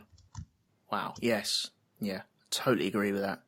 And it also has a nice bookend as well, because nice bookend? No, that's the wrong word, but it does bookend itself, because the last shot that we have is it comes out their foxhole, goes over the top, and you see the blood pools and the stains, and it goes to nice, bright, clear whites, almost as if that could be relating to his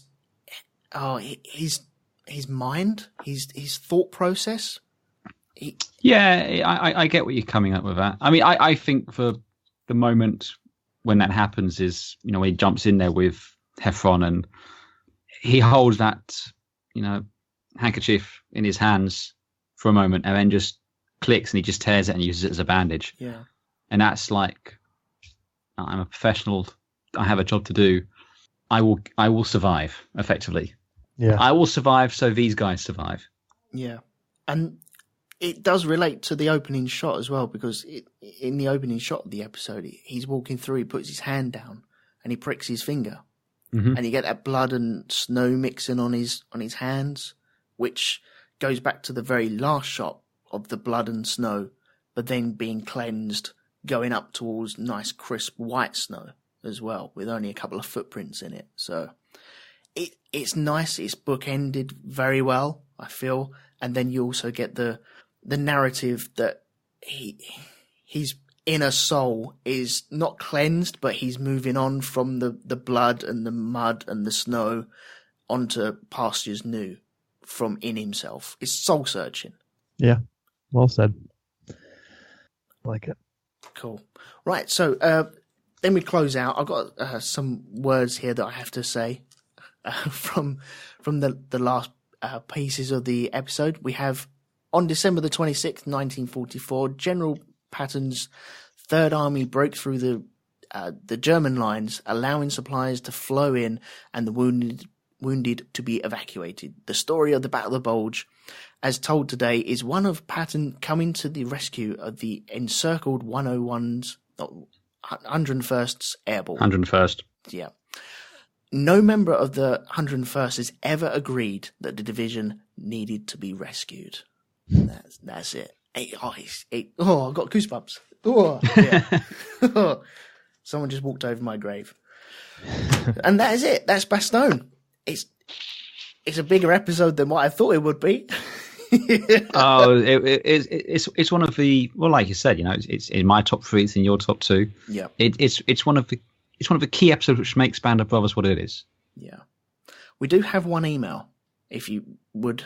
Josh, you all right to stay with us while I just read this out? Yeah, please. Yeah. Okay, cool. Right, this is from Doreen Kelly. And she says, hello, Bastogne.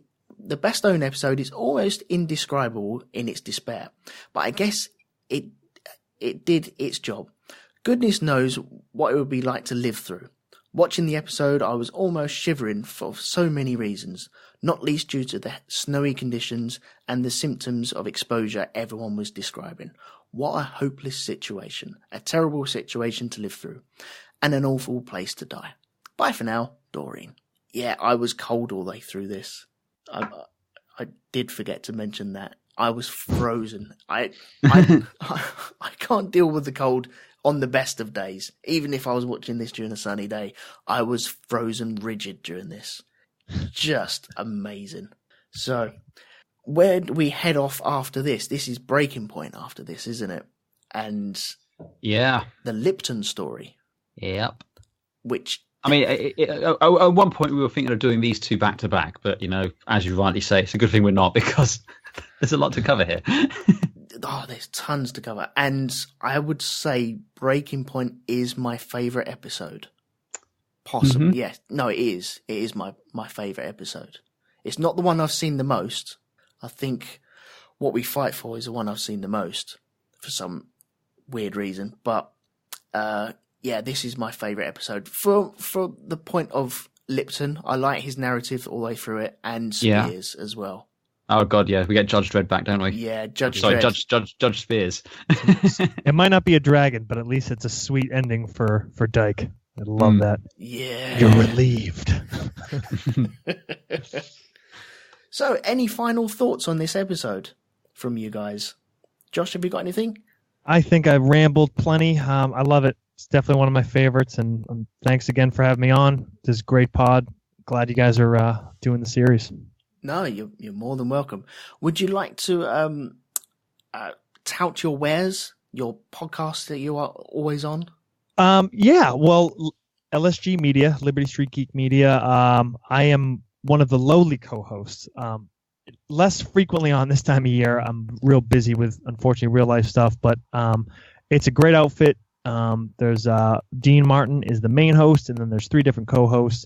And there's 2 or 3 people on an episode. They have the main one is the science fiction film podcast, and then they have a lot of other ones. They cover a lot of TV shows, Game of Thrones, Walking Dead. It's awesome. I have a blast being on. It's funny, occasionally insightful. It's a pretty good time, so maybe check it out if you have time. Yeah, definitely check it out. I would. I'm subscribed to all of them, I think it is. So yeah, I'm kind of hooked on that sort of stuff. So I hear your voice regular on there nice. with the X-Files and other little things that you like to chime in. So yeah, I would definitely send people over there. Andy, any final thoughts on this one? I think, certainly in terms of, war films and, this sort of dramatic show, even as far as HBO shows, it's one of the most powerful hours of television ever. And yeah, it's the quintessential viewing. This is what Band of Brothers is about more than anything else. It's not about the battles. It's not about the big picture of a war. It's about the small stories. And I think this tells the small story the best. Yeah. I can't see myself getting bored of this ever. No. But equally so, I couldn't watch this too much because it is hard to watch. Yeah. This isn't like, you can just, it's not like Pacific Rim, you just throw it on and over again because, it's just monsters beating up robots. It's all good fun. No, this is hard to watch. So, but still, every time I watch it, a new appreciation for it and for the people that fought the war for us. Yeah. No, I feel this episode it can be a slog sometimes, but I think it's a slog worth doing. Mm-hmm. And I think the more and more I watch these episodes, the more I'm taking in from it and the subtleties that they have. And I'm just blown away by everything that they put on these hours. It's just they're cramming so much into these hours. And yeah, I can't see myself getting bored of this at all. But rightly so, you couldn't watch it day to day. There's just no way. I think you'd be screwing yourself over if you watch this too many times. Just ruining it for yourself. Mm-hmm. So, Andy, have you got anything to plug while you're here then? Well, yes. Obviously, you can catch myself and yourself on the Grand Prix podcast. Although, as of recording, I think we've got 2 weeks until the next race. Yeah, nothing until the end of August at the moment. Yeah, but then it's Belgium, Spa. It's going to be a good one. Mm-hmm. And you can also catch me on Space Dock Jury, which is at spacedockjury.com and on iTunes and all of those places, where myself, Lee Medcalf, and Reverend Peter Organ have a vigorous discussion about the merits of various spacecraft. Which, once again, is awesome. with myself, can I direct you to the Black Dog Podcast? I do a review show with my good friends, Mr. Lee Metcalf, Darren Barnard, and Jim Moon. And it's like a film club where we get together, tell each other about the week that's just happened, and then take apart a film for our health or our wealth, I suppose. Also, we have Shonky Lab, which is at shonkylab.com, where I have a topic-based show where we can just talk about absolutely anything you want. Next episode is going to be about conspiracies, and that's going to be recorded on the 18th of August on Mixler. So pop along there. All the details will be on the Facebook group and such like that. So until next time out, until we see Band of Brothers and Breaking Point, I'd like to say thank you very much, Josh, for joining us for this. It's been awesome to have you on. Thanks for having me, man. I had a blast. Oh, it's been a pleasure, sir. And Andy, thank you very much for joining me once again. You're always welcome. Good. And we will see you again next time. Bye-bye.